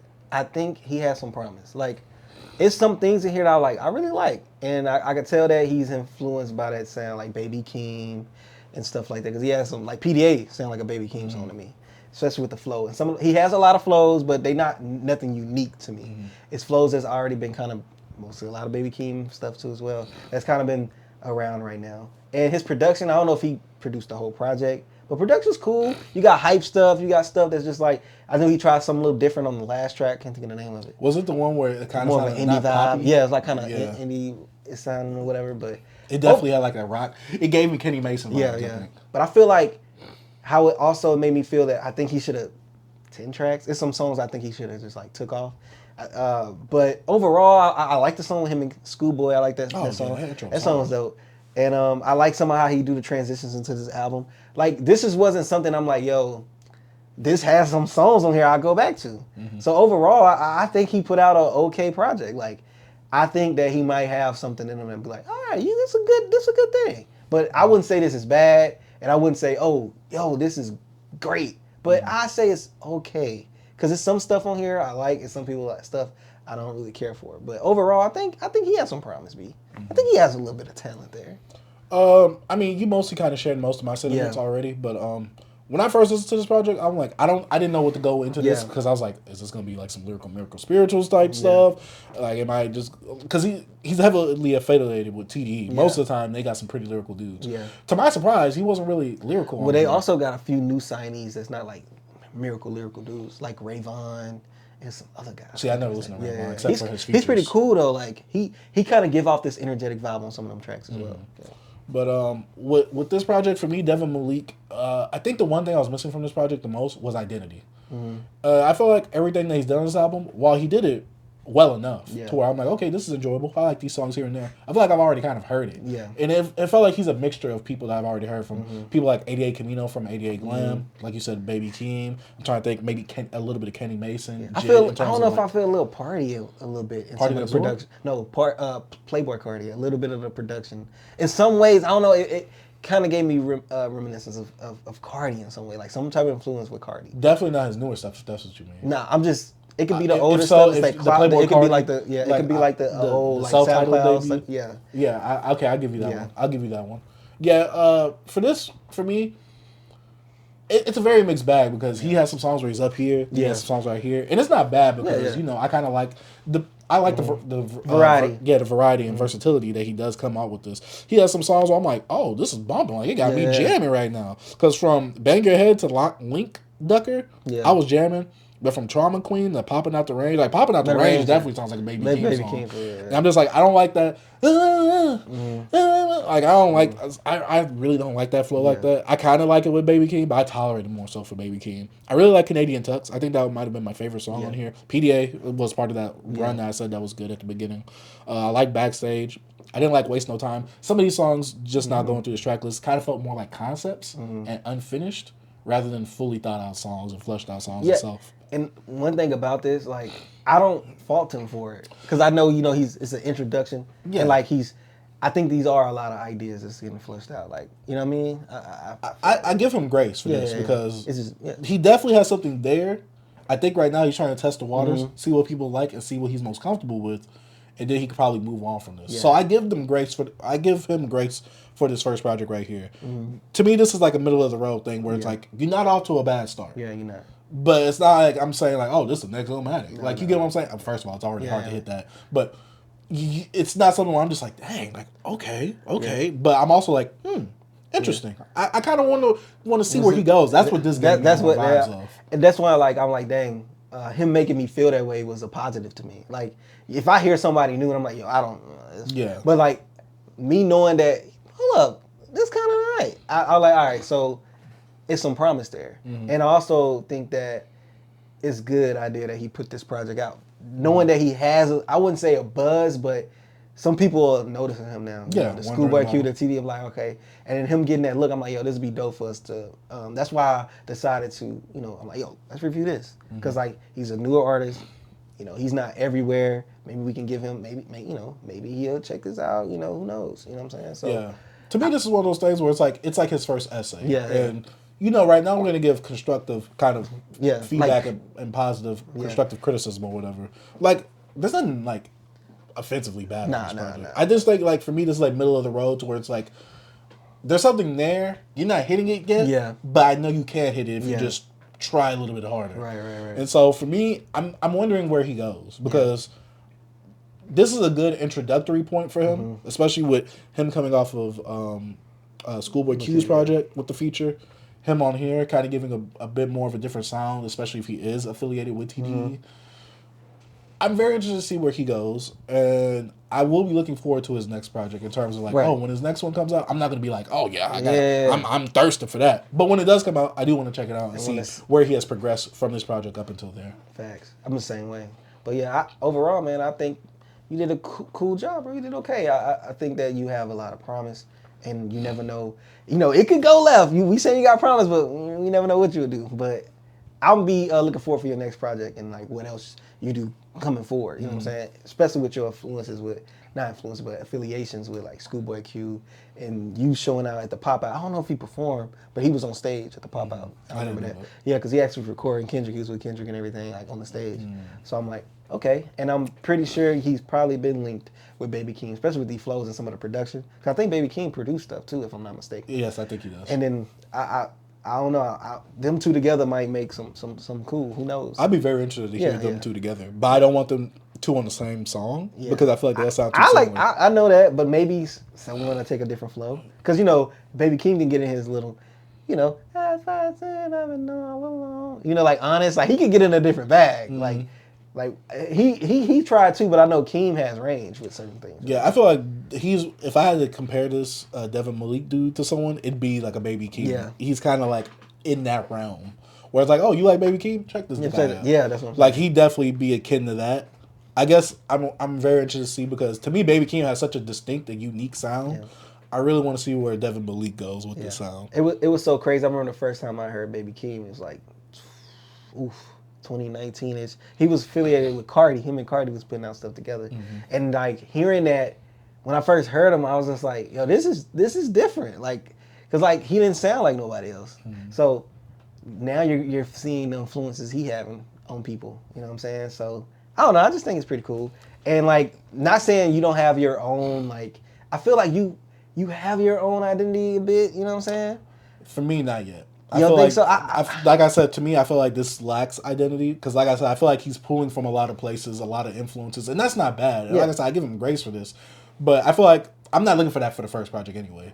So once he gets into the second and third project, I feel like that's where we're gonna start getting that identity right there. Especially with this age of like, there is no like studio debut album like that anymore. Yeah. Like in terms of like a college dropout where it's like, boom, that's the guy right there. He's really cementing himself. And they definitely. Like I know what you're saying. Like studio albums. This has been worked on for 3 years. Yeah. He was signed 3 years ago. This album finally out. You know. Like there's none of that. So I'm not expecting this from people who could easily record music in their crib if they wanted to, edit it, engineer it themselves. And we don't even know this guy signed. Yeah. You know All I saw was like, it was under BMR or something like that. Yeah, I don't know. But that could just be the distribution, Yeah. like for the album itself. So yeah, Devin Malik, I am curious to see where you go in your career.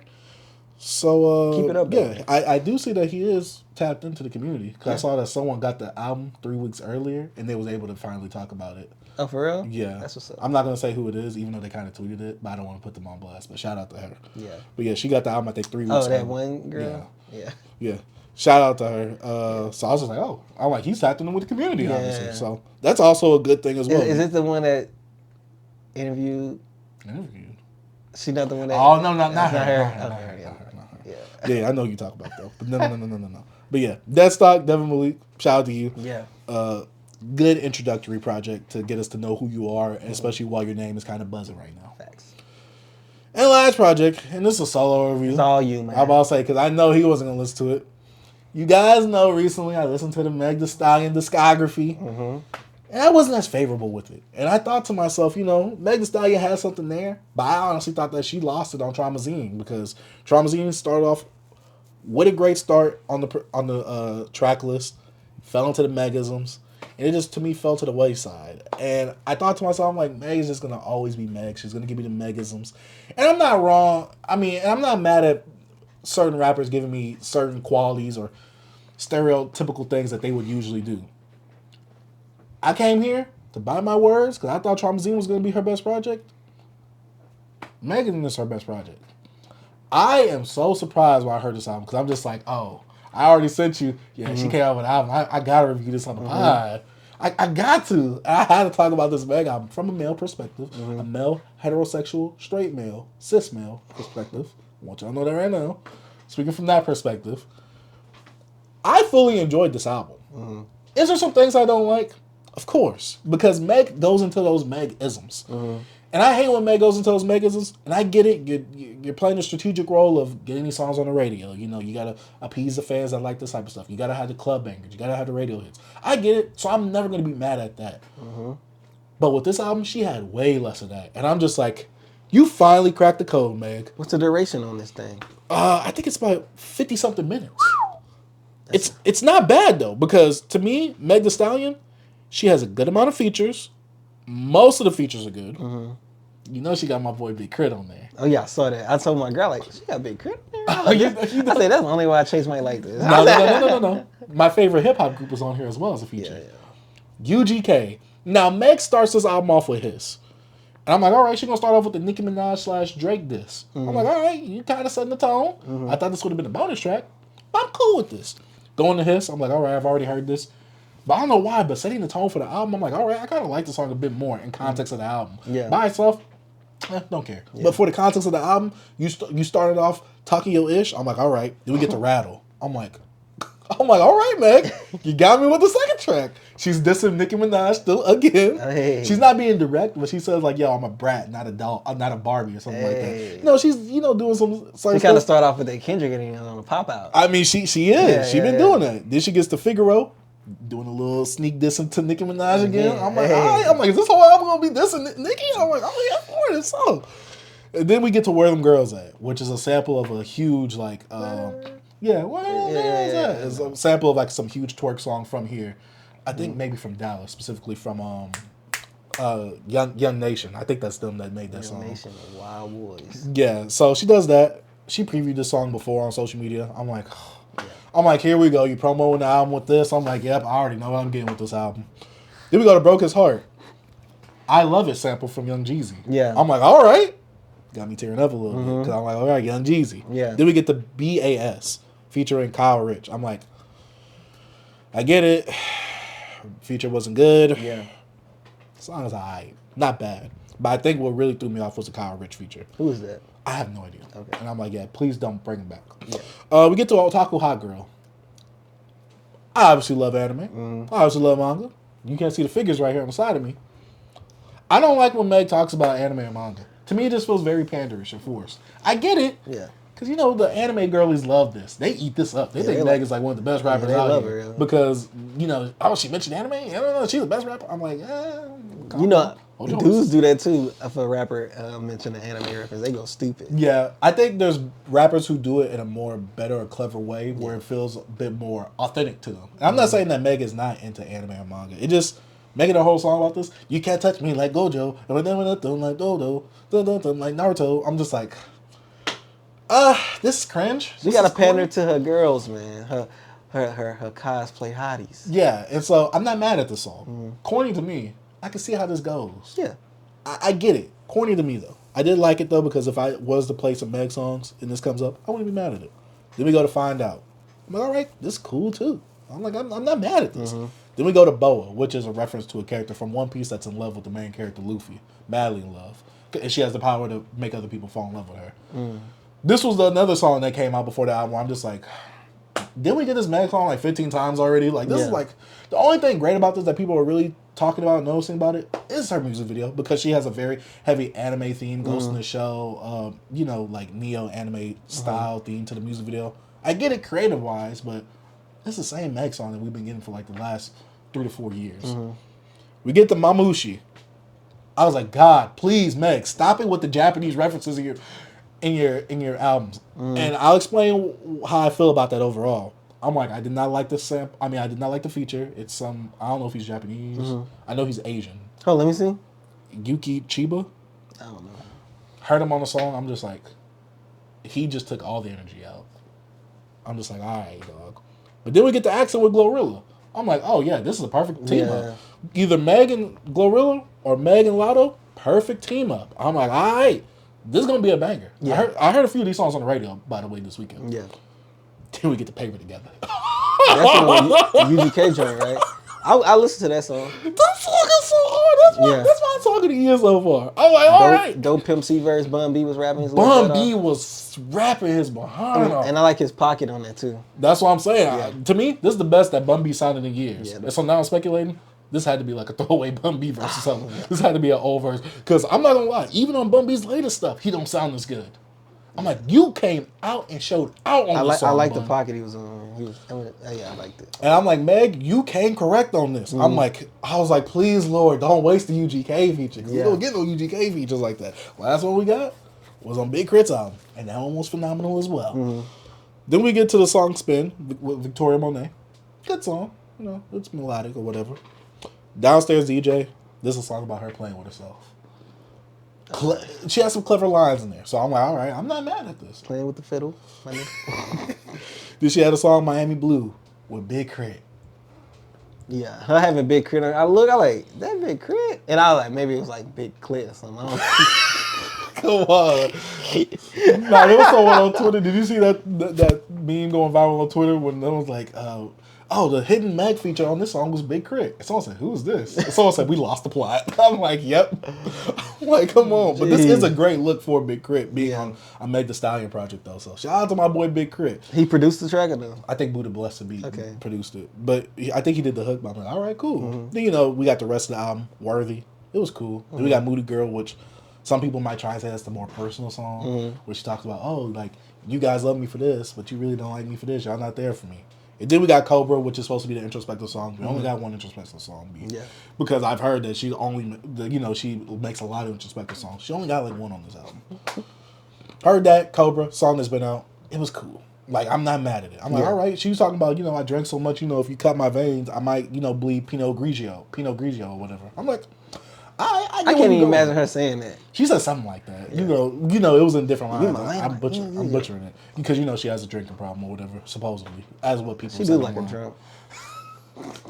But overall, I gotta say that I really enjoyed this project. One, for the production. Meg chose way better production than she has in the past. She's a lot more versatile in terms of, like, not subject matter, but in terms of, like, she's showing you all facets of her. And I enjoy that. That's why everything self-titled. This needed to be the self-titled one. Yeah. She's giving you the anime songs, the references and all that. She's giving you some songs with Houston artists. Some Tina Snow in there.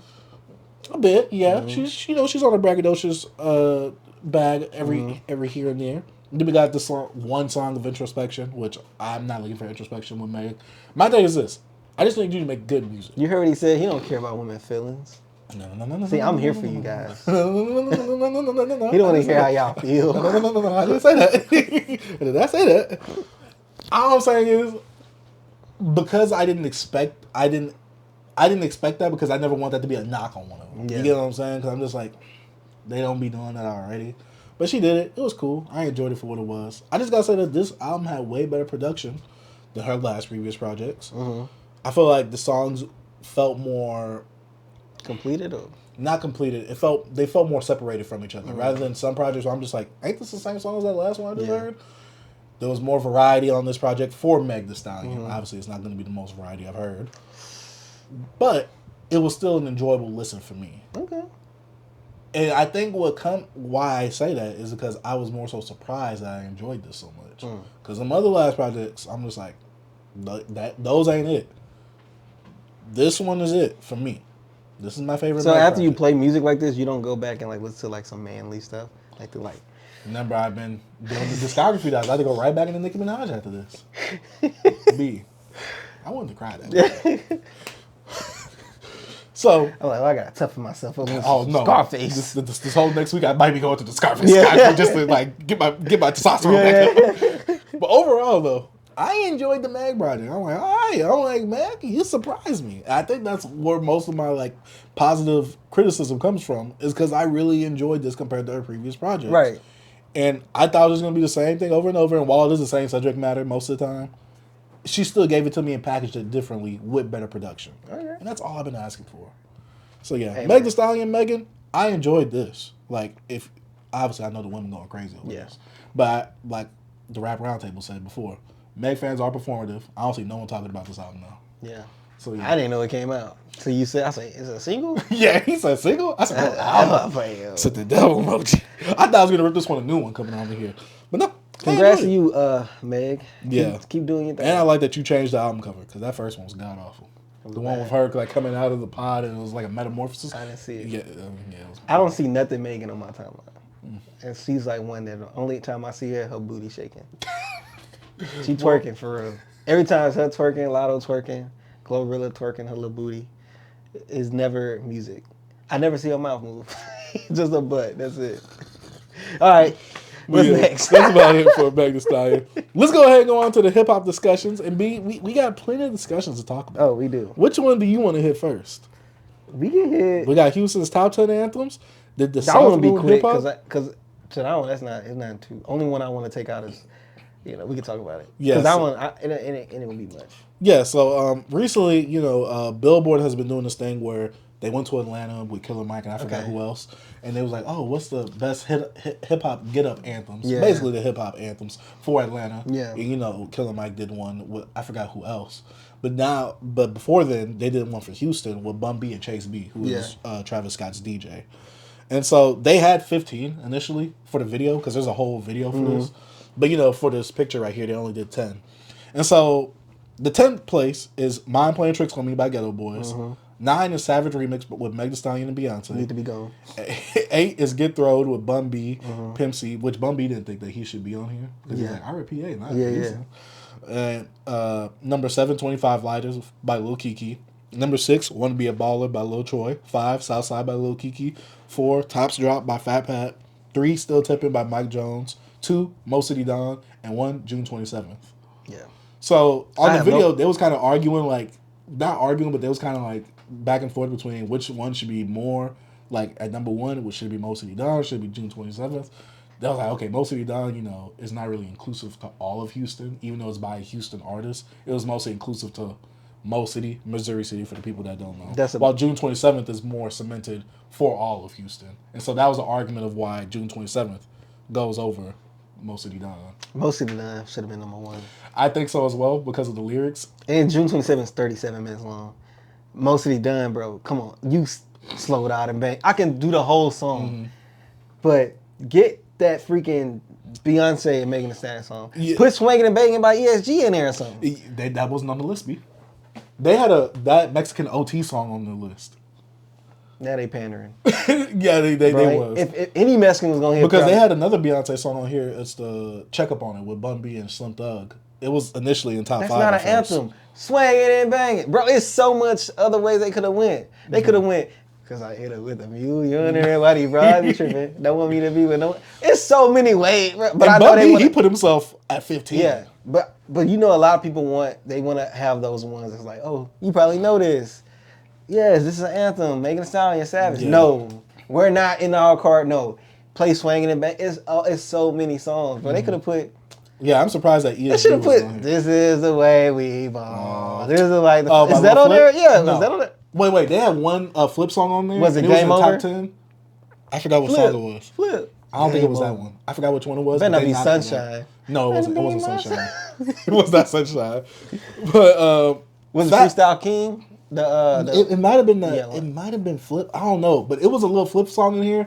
But they knocked it down to like it was like that's not like a Houston like top 10. Yeah. Like they were like banging. So my thing is that you grouped in a group with that Mexican OT. Flip was disrespected. I'm not gonna lie. I don't think there was no Slim Thug song really put up there like that. Even though Slim Thug is on a song on here. I think if this was like a worldwide, what is Houston? I think Still Tipping would be first. I think a lot of people know. Like if this was from a more American, like looking outsider looking in perspective, Still Tipping would be it. But obviously because this was for Houston, Want to Be a Baller was a big one too. Like people from everywhere know Want to Be a Baller, bro. Hey. Come on, bro. Savage. I was thrown out by that, bro. It's so many other songs that could have. They had another Beyonce song in here, but it ain't in the top 10 though. Yeah, they put it at 5 at first. It was like it's Beyonce. See, that's what they trying to do, but that's ladies. We talk about Houston. Yeah, should be number. And it was like, oh, because don't be number men on here. Hey, they forced that one.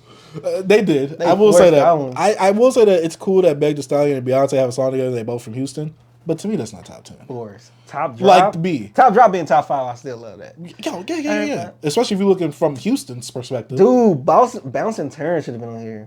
Love that Bounce and Turn. I mean, I think a Big Mo song should be on here. Just a Dog. No, a Bar Baby. Oh man. Oh yeah. Man wasn't there. Bro, Man should be. Man wasn't there. It was top 15. Yeah, but you could move freaking Megan Thee Stallion, put Man in there, and this would be a flawless list in my opinion. I forgot Man was in there. Because Bumby was explaining why Man was, Man. Bro, Man is like. And Man, for people that don't know, is on a Big Mo's album, City of Syrup, and it's supposed to be a reference to Black Rob's Whoa. He was like, but down here, we say Man. Bro, Man is crazy. I'll put the top to the headline. Bro, I ain't even thinking with that Mexican OT. And I'm not saying it's bad, but I'm like, it's too soon for that. Bro, how you gonna have Mexican OT in there and not an SPM song? My even thing though is his allegations. Yeah. But come on, you got Merry Go. But my thing is this. Right. Besides Still Tipping, back then, even though I feel like that's more of a worldwide song. Yeah. Looking Out In, back then could have been on here. Mm-hmm. Riding Dirty, even though that's Looking Out In, but that's more popular and it's not really a Houston theme song. Even though they could have put I'm gonna tell you how to get this right on. I don't know. There's like so many songs that they kind of like skipped over. Like I Hate You. Yeah, it's so much. Man. Like there's just so much in terms of like this. Like I feel like number 9 Savage Remix was a pandering moment. That was pandering. Like that had to be like we gotta have Beyonce. Yeah, like come on. They were saying that, but also they was bringing in certain things like Billboard charting and things like that for some songs. Yeah, but think about Savage. That don't sound Houston. No, it don't. TikTok ass song, man. Get out of here, bro. Making me mad thinking about this. They should have Man. I was hit right to the head. Yeah, I'm surprised Chunk Up the Deuce wasn't on the list. Paul Wall Sitting Sideways wasn't on the list. But Mostly Done should be number 1. Even though June 27th has its own day. Yeah. It's like that's the reason why it was but it could be top 3. But Mostly Done, bro. I think the top 3 is literally solidified and nothing's beating it up in there. Yeah. And I think the top 5 is solidified. I ain't gonna lie. You could put Man top 3. That song rings. Top 3? That Who would you song replace? is insane. Still Tipping. B. Still Tipping. No. Yes. I honestly thought Still Tipping was going to be number 1. I didn't think June 27th was going to make the list. Yeah. See, because they had a list of 15 put Man, songs. if you bring it Mostly Done, you bring it because right now you're speaking to the region. Yeah. You speaking to like which is why I like. That's why I'm like list. Still Tipping will drop a little bit. If you speaking them from Tipping on for fire song, but bro, if you go in Houston, come on, we're playing Man before Still Tipping. Most definitely. B. Yes. B. Still Tipping over Man? Yes, bro. Still Tipping is an iconic song for Houston. It's a big song. Yeah. Man is the city though. Oh, so you're going like literally just regional. I'm saying they gonna, but I know why it's on the list. Yeah. But I'm saying you going by the city, you play Man at the park. So you more so talking about songs that aren't really as popular, but for the city. Yeah. Okay, so I see where you're going at because Tops Drop by Fat Pat definitely should be. Yeah, that's what I'm saying. Bounce and Turn could be. I think they said that Fat Pat was like the first 25 person Lighters from on here, Houston right? to chart. Yeah. Southside. 25 Lighters was 7. Southside by Lil Kiki is 5. Yeah. Okay. Like I said, stuff like Chunk Up the Deuce wasn't on there. Southside. Paul Wall Sitting Sideways wasn't on there. Yeah, that would be. That'd be top 15. Top 20. Yeah, but also I'm just like, that Mexican OT over Sitting Sideways? Yeah, he shouldn't even be in there. It's just because he hype right now. Yeah. Other than that, he shouldn't be in here. Like, I put Grandma House in here before that. If you want to do, like, baby, what's his name? Maxo Kareem or something. Like, Maxo hard, though. I like Maxo. Yeah. I'm surprised they didn't put a Sauce Walker song on here, to be honest. I think they might have knocked him out. I'm not sure. Yeah. But yeah, I don't know. I kind of like this video format because it was Chase B. I might have to watch the younger side of hip hop from Houston. They had no Travis Scott on here? They wanted to put sicko mode on here, but that was like Chase B was like, nah, because he's like, they don't really feel like Houston. Like if I'm doing, they got Savage on here. He's like, if I do a Houston set, he's like, if I'm playing something like this, I wouldn't put like sicko mode right after. But you'll put Savage on there. I told you, that's a pandering choice right there. That's definitely a pandering choice. Yeah. That's dope, but yeah. Yeah, overall, I did like it because this was fun, and also Bun B was kind of like educating them. Yeah. Because I did watch another video recently of Bun B, Lil Kiki, and Willie D. Yeah. They was on like the Houston News, and they was doing like a 44-minute like kind of like talking about June 27 or what? No, just talking about Houston culture in general, kind of breaking things down, like what's a fofo, what's a slab, what's a slangers, what's the elbows. They was breaking that down. And, Bun B was basically like, this is 3 generations of Houston rap. Like, you know, you got Willie D from the 80s to the 90s, me from the 90s, 2000, you got Kiki from 2000 to now. And I'm just like, I never looked at it like that, because I was kind of saw Kiki as like late 90s to now, and it was like, he's first generation SUC, stuff like that. I'm like, so Original Freestyle King. Facts. So to see all of them kind of like, talking about song did they have the Still Throw freestyle? Not no. You gotta think there was so real. They had the So Real freestyle on there. One time for your mind, let the player come through. They didn't really play the songs on here. Dang. They didn't have. It's just the fact that Bun B was they like, have I should be 15. one of them. Yeah. I'm just like, Bun, I get what you mean, but stop that. Because he moved from Houston to PA, so he heard of PA. I actually, my people actually know Bun B's cousin. Look, they look just alike. It's crazy. He used to come over by my house and everything.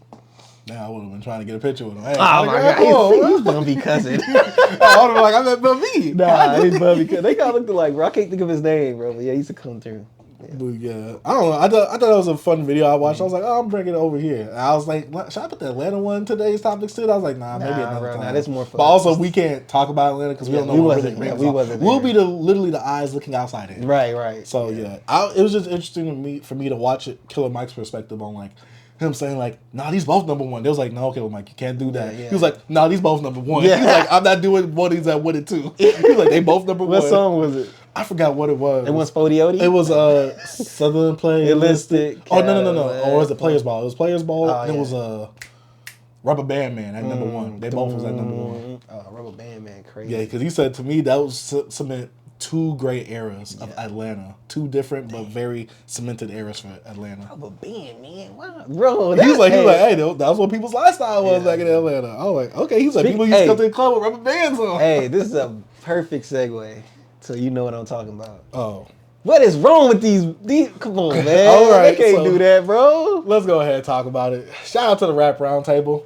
But sometimes y'all be wild. Y'all wild, bro. That New York bias be getting them, bro. And I get it, because it's the 800th episode. So they were celebrating. I'm like, all right, y'all in y'all bag. I'm going to let y'all get this off. But y'all know we're going to have to respond to this. Man, they wild. Look, the South got something to say. What was happening on that pod? I don't know. And I get it because they're from New York. And you listened to the whole thing. I listened to the whole episode. Yeah. Like, I listened to it before that clip came out. So when I saw you send me that clip, I said, I just watched that episode yesterday. Man. I was just like, they kind of wild. Yeah. I get their point with this. I get it, but I feel like this is way too generalized because, and I also don't think that they realize what the South had to go through musically, because for us, the first people we really had repping the South in terms of like Yeah. either Houston or just Southern in general was the Ghetto Boys. Yeah. And they didn't sound like Houston. No music coming from the Ghetto Boys. Nothing sounds like the Ghetto Boys in terms of like sound. But they praise that. The Outkast, the 3 6 Mafia, the A-Ball MJG, they call it the South Midwest sound. That's what they call it. Yeah, because I heard them say like, you know, the Midwest South, like Texas. Yeah. I'm like, no, we the South. We're the South. So it's like we're like the Southern. I get what they mean. Yeah, I was like, we kind of in the middle. Though. Yeah, because like also with Texas, yes, we are the South, but we also have our own thing. But the black people here, we're like, I ain't even just the black people here, but I'm just saying we're Southern. But like, my whole thing is that they generalize this section of like, they really talk about Atlanta. from 05, from 07, like really just the snap music. I don't know why they just key in on that. Me, I really feel like they only talked about Atlanta and Nelly. Right. Because and I Nelly, was like, and Nelly Midwest. So, yeah, but you know, some people kind of.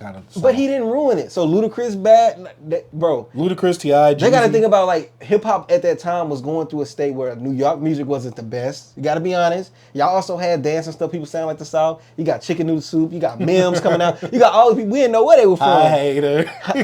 You had, oh, Mano, yeah. Come on, bro. Like, I hate it. They didn't know what to do. Like, you even had like freaking Dipset was amazing. Love the culture. Love what they was bringing. But they was like some of the first people heading to the South and doing things with people in the South. Like, bro, it was a different time and space right now. And like, how y'all gonna say, yeah, y'all ruined it. We built up all this. Bro, go back to New York. Like, I don't even like to do this, but I'm gonna do it. Lottie-dottie. Like the party, we don't cause trouble. We don't bother nobody. Like, come on, bro. Best storyteller in hip hop. Hey, man. Like, bro. Kyle shot the kid. Yeah, come on, bro. What else they bro? Come on, y'all best rapper ain't even from New York. Bro. He's from Britain. Bro, and who? MF Doom. Yo, bro, come on. And then, yo, you wildin'. But nah, bro, y'all can't do that to him. Like, and also, just don't generalize the South, bro. Say Atlanta. Yeah, because I think the thing is with this, right? A lot of the people that they was talking about were a lot of the bigger artists. Yeah. While, yes, I can't, when they say, yeah, they made the ringtone rap, I'm like, everybody made the ringtone rap. Who didn't have a hook in their song? So, LL Cool J was the first one to have a hook in his song, wasn't he? You see me rolling. That's, bro, you got stuff that was going on. It's just a time, but bro. Also, if you look at that song, he was talking about police brutality and wrongful, like, stereotyping and prejudice. And, bro, look. Y'all was over there in the West too. Y'all had 50 Cent with the game. Game was running stuff around that time, doing his thing, bro. And then they had 50 Cent, bro. That's the perfect and the ringtone music. Yeah, and they just hated, bro. Like, a 50, he didn't really sound New York because he got shot and he had his Southern slur. They didn't know where he was. You know, they couldn't even rap him from Queens, but he sounded like he from the South, you know, because that's where his roots from. You know what I'm saying? And we go back at it, all y'all boys from the South. Yeah. You know I mean, look at A$AP Rocky. He trying to be from the South. He think he from Houston. You know what I'm saying? But he spent time there. You know what I mean? His people from like Alabama. Some of his people, his dad's side from somewhere else. But anyway, I'm just saying, bro. Y'all can't be too hard on the South. I think the one thing is that hip hop isn't a monolith. It's not. Because they're like, oh, they took the competitiveness out of hip hop and things like that. I don't think they realized what the South had to go through because we gotta think people like Outkast was getting booed at that one show where Andre had to make the speech. The South got something to say. Yeah. We wasn't looked at seriously. Right. No one knew what was happening down here. Arguably the best rapper ever is from the South. I agree. You know what I'm saying? So it's like some of your best albums come from the South. Some of the biggest contributions to the culture come from the South. You know what I'm saying? Even if you go to the roots, because a lot of them people that started hip hop, where they people come from? Yeah. You know what I'm saying? All that dancing and having fun, bro. Come on, man. We brought, bro, the South. I know you don't like. We immigrated up east, and what we did. Harlem had that popping, the cotton, all this stuff, bro. It come from us. It's coming from the roots, bro. What are you talking about, bro? From Carolina to Georgia to Texas to Virginia to Louisiana, bro. We all like, bro. The South. If it wasn't from the South, it wouldn't be no hip hop technically. And I don't even. I take it there. You know what I'm saying? I mean, I'll be real with you. Hip hop would not be fun without the South because I think the missing component with the South and the I guess East Coast or whatever they want to call themselves, New York. the one thing that y'all had was competitiveness, but y'all was a mecca for hip hop. Yeah. So a lot of y'all's artists was coming. Like I think they said like Big L, Cameron, and Mace all went to the same school or something. Yeah, like that. yeah. It's like dog, like y'all had a whole bunch of people connected. The South, we had to fight an uphill battle, and so one, we wasn't taken seriously. Two, there wasn't many artists coming out here because we didn't see many people like that look like us. Because I remember Willie D and Bun B and Lil Kiki kind of speaking about this. You know, people like Rap A Lot when they saw that they released, I think a Ghetto Boys project, they was like, oh, we could do that too. Like, we didn't think that people from down here could rap. Yeah. And so, stuff like that. I mean, look, one of y'all's New York artists came to UGK for a feature. You know what I'm saying? On this biggest song. Oh, no, the Big Pimpin', it's like, bro, I don't know why they want to pick and choose. Why y'all doing that, bro? And I like y'all, bro. And y'all gonna make me be mad at y'all in this little video. But nah, I'm just talking. But like, come on, man, just sing y'all Atlanta. Stop saying the South. I know y'all don't like Atlanta. Yeah, come on, just say Atlanta, yeah, bro. because they really want to talk about Atlanta. Yeah, y'all said like ringtone rap. I'm like, and they was talking about the snap, which that was all Atlanta. But yeah, you could say the South runs hip hop now because we got people from everywhere just blown up. But Atlanta has been the freaking heart. Like when it comes to just everything that's been pumping, bro. Even from slang, bro. What New York slang that's hot right now? Like even though everything is not regional no more, but mostly like when people say stuff, it come from Atlanta. Like when things get popping, Cap, Atlanta. I'm like, when people's dabbing, doing the dance, like a lot of stuff, the root, all this like sayings been coming from Atlanta, bro. What y'all been bringing? Like what? You got drill music, where that come from? Y'all got British mixed with drill, Chicago stuff. Like y'all ain't even original more. You know what I'm saying? The people that's running New York right now, they from upstate. You got all the upstate people popping. You got Benny the Butcher and them popping from Buffalo. You know what I'm saying? All the people that are, who they got buffing from? Cash Cobain, B. Who? Cash Cobain. What he? Oh, I looked him up. What he get his? He said he got all his inspiration when he go to South Carolina with his granny. Come on. I was just saying the South. Hey, come on. Be what about Ice Spice? Oh wait, let's think about the one of the biggest artists that got big from the South, Nicki Minaj. She popped off down here. She had to come out here with Gucci now. Come on, bro. What's popping now, bro? What's that? Waka Flocka, his people, they from up there, but where his mama and them go? They go to Atlanta, and then where they did they thing. Bro, ain't nothing popping out there in New York, boy. Y'all stay out there, stay cold. I will say that New York. And y'all subways and rats. I think New York has been the weakest. They have been the weakest region since the South came out. Hey, like, really was and they had the shortest run. Dang. Hey, bro. Y'all this with G-Funk? Y'all gonna let G-Funk beat y'all like that? They had a short run. Y'all gonna let T-Live crew beat y'all? We did all this piece of it. We did all this work. Bro, y'all did like 5 years. Y'all set the ground foundation. That's it. Because we built the building. We got it from 89, from like what, 89 to like 98. I give it to New York or something like that. Maybe. Okay. You know, when Rakim and all them dudes came out and like switched up the game. But bro, at first y'all was just, these are the breaks. Bring it up, bring it up, bring it up. Wait, y'all had LL Cool J. Mama gonna knock. No, you can't disrespect Cool J. Chill out, bro. Hey, I'm just saying. And then you have a song with The Dream a few years ago. My baby, my baby. I'm just saying, me. Don't disrespect my boy like that, bro. Hey, LL Cool J, go. But let's not act like he was the one that didn't bring hooks in, though. Yeah, LL Cool J. Come on. But no, I'm saying they run, no lie. They run. It's like my favorite era of hip hop. I'm not even gonna cap. Yeah, I'm adding a little sauce. You know what I'm saying? They got the golden Public age. Enemy. Y'all got the goat, bro. Y'all got it. I ain't even gonna. Mobb Deep, bro. Y'all got it. The goat. Come on, y'all got it, bro. And Jay-Z the goat. Y'all got the run. But, you know, I'm just adding a little sauce in there because you know it pricked at my heart. You talking about the South? Like, we ruined hip hop. I'm just saying, B. Isn't Canada closer to New York? Where did Drake come from? I'm just saying. What's the biggest rappers of all time? Where his dad come from? Memphis. I'm just saying. I'm just saying.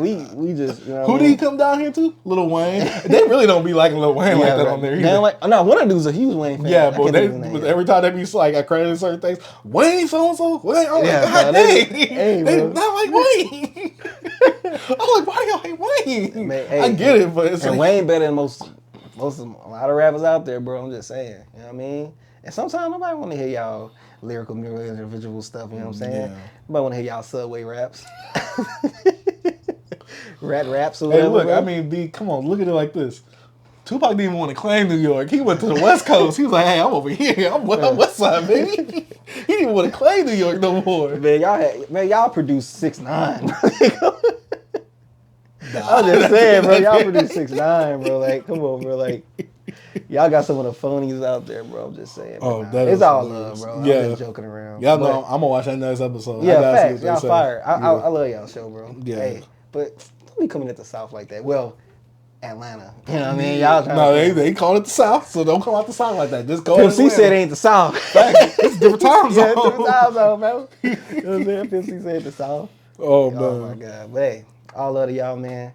Love y'all content, love y'all clips. We just playing around. You know what I'm saying? A little bit. There's some seriousness to it in terms of like the facts we spitting, but we're all having fun again. Yeah. Because I should this all off the dome. If I would have done some research, I could have got real nasty. But I didn't. Oh man. But I wanted to bring up this quick topic since we're kind of speaking regionally.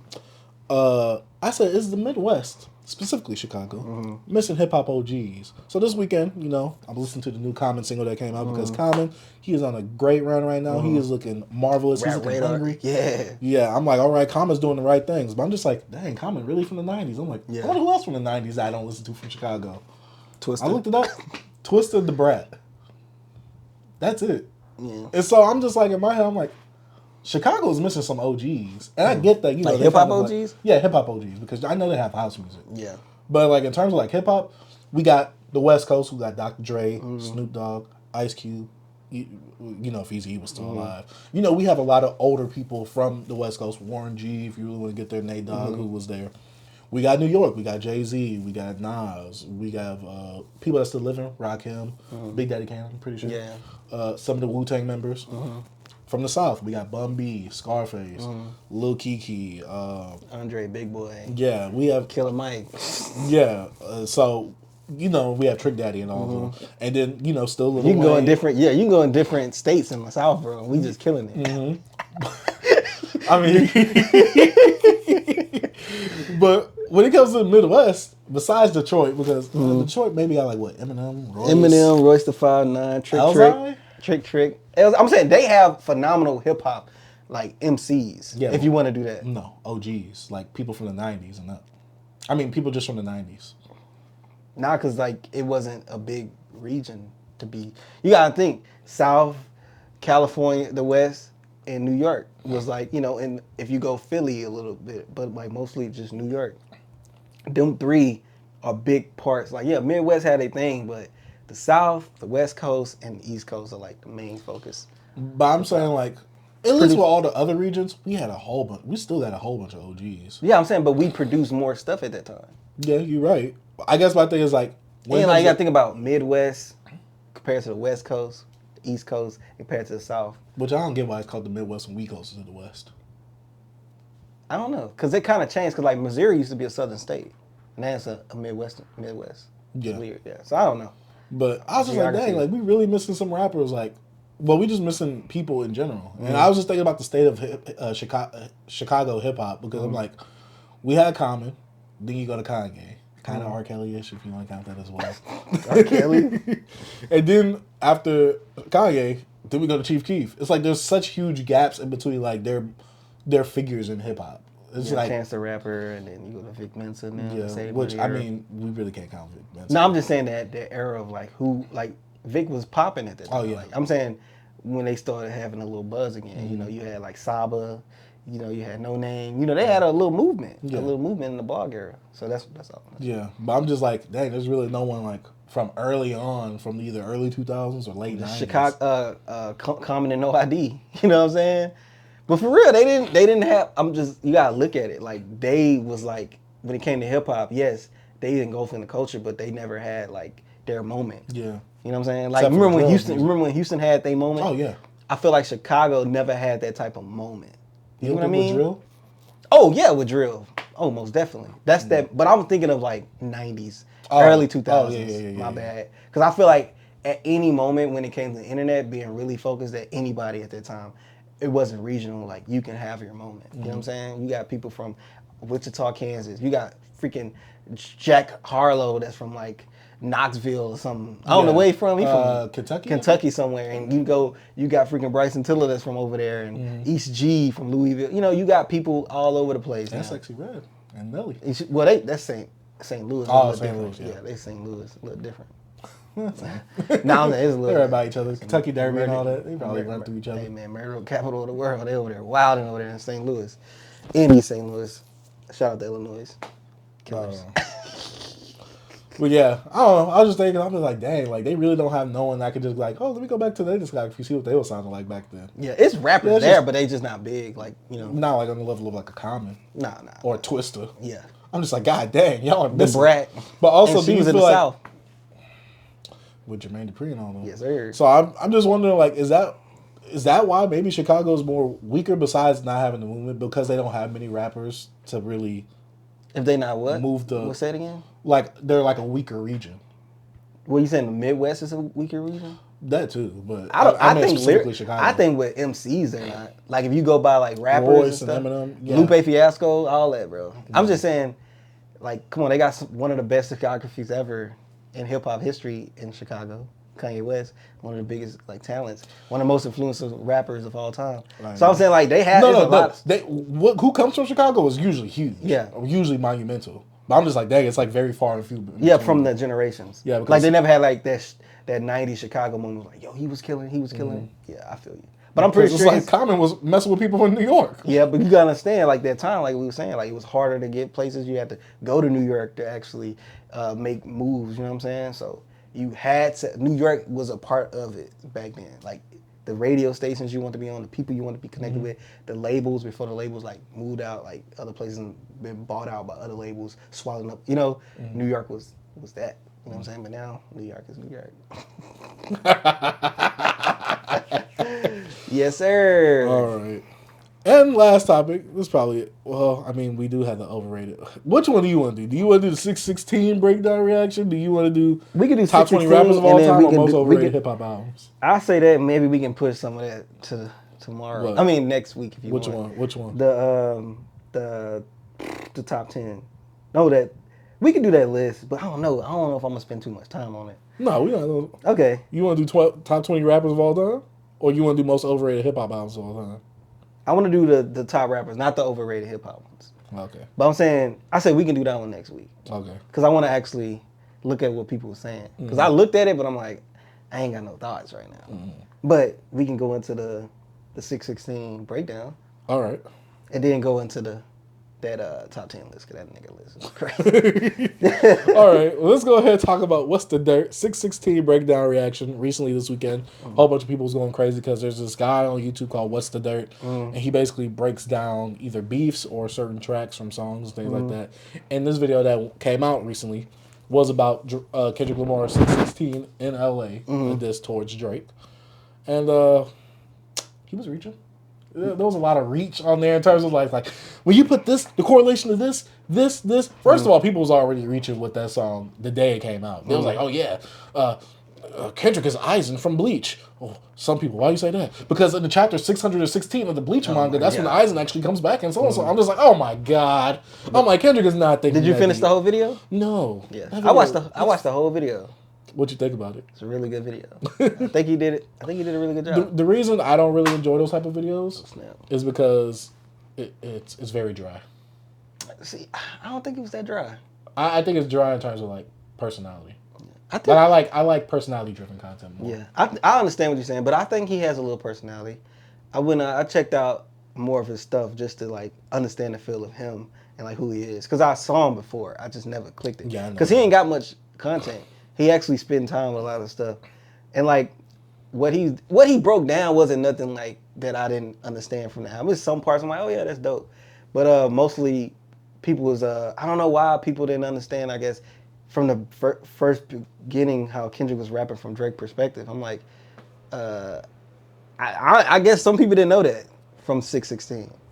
I only listen to it like 2 or 3 times. Yeah, so I'm like, yo, if you listen to the lyrics, you can see that he's talking about having this yacht and all this type of stuff. Yeah, and I'm just like, that's none of stuff Kendrick do any of that he was stuff. speaking. That's why when I first heard it, I was like, yeah, he was referencing everything. It was like stuff that Drake raps about in his timestamps, like how he was doing. I'm like, yeah, I get that part. But I like one thing I appreciate about the video is just the callbacks he do, and I'm like, oh, that's some stuff you really have to really pay attention to how he had and was dope with that content, and you could bring those callbacks and be like, oh, that's the reference.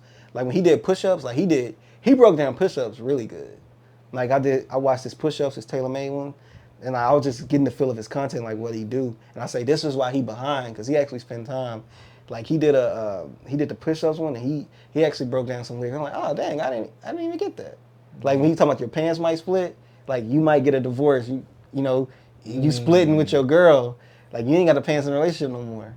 And I was like, even if that's a reach, that's a really good one. Like he was breaking it down. But see, I guess my thing is like sometimes I don't like videos like that because it's just like there could just be a lot of coincidences.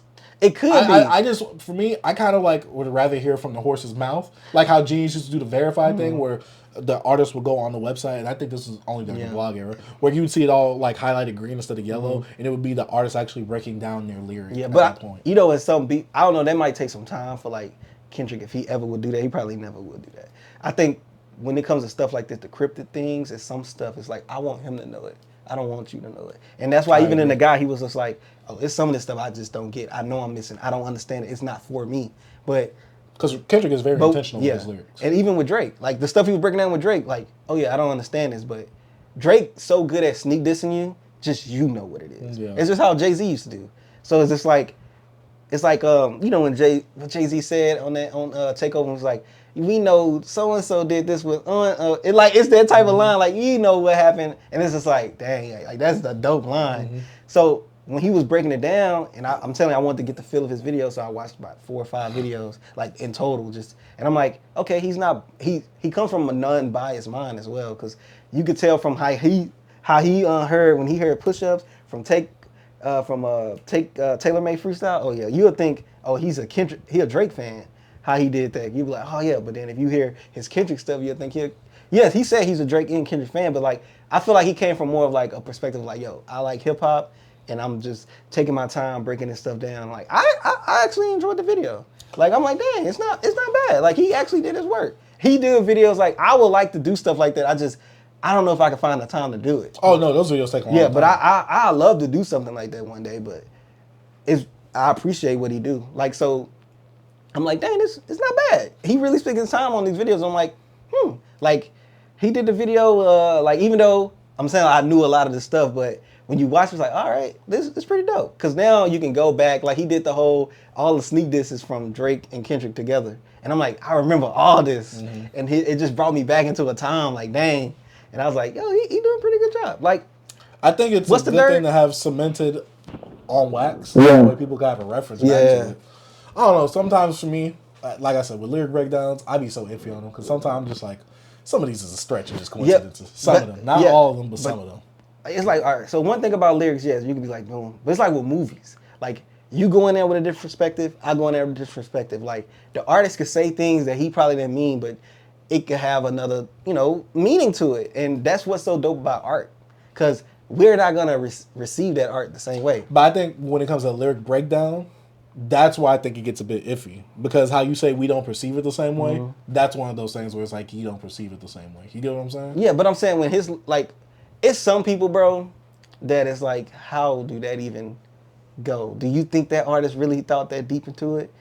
I understand that. But that's exactly what I'm saying. But I still think it's an interesting perspective. You know what I'm saying? I guess my thing is when you label it beef explainer, beef breakdown, to me that's like a definitive, like, this is objective, like facts. Like this is exactly what he. Yeah, but when he do that, when you got to take it like, even when him saying it, he's not going like, yo, this is what it means.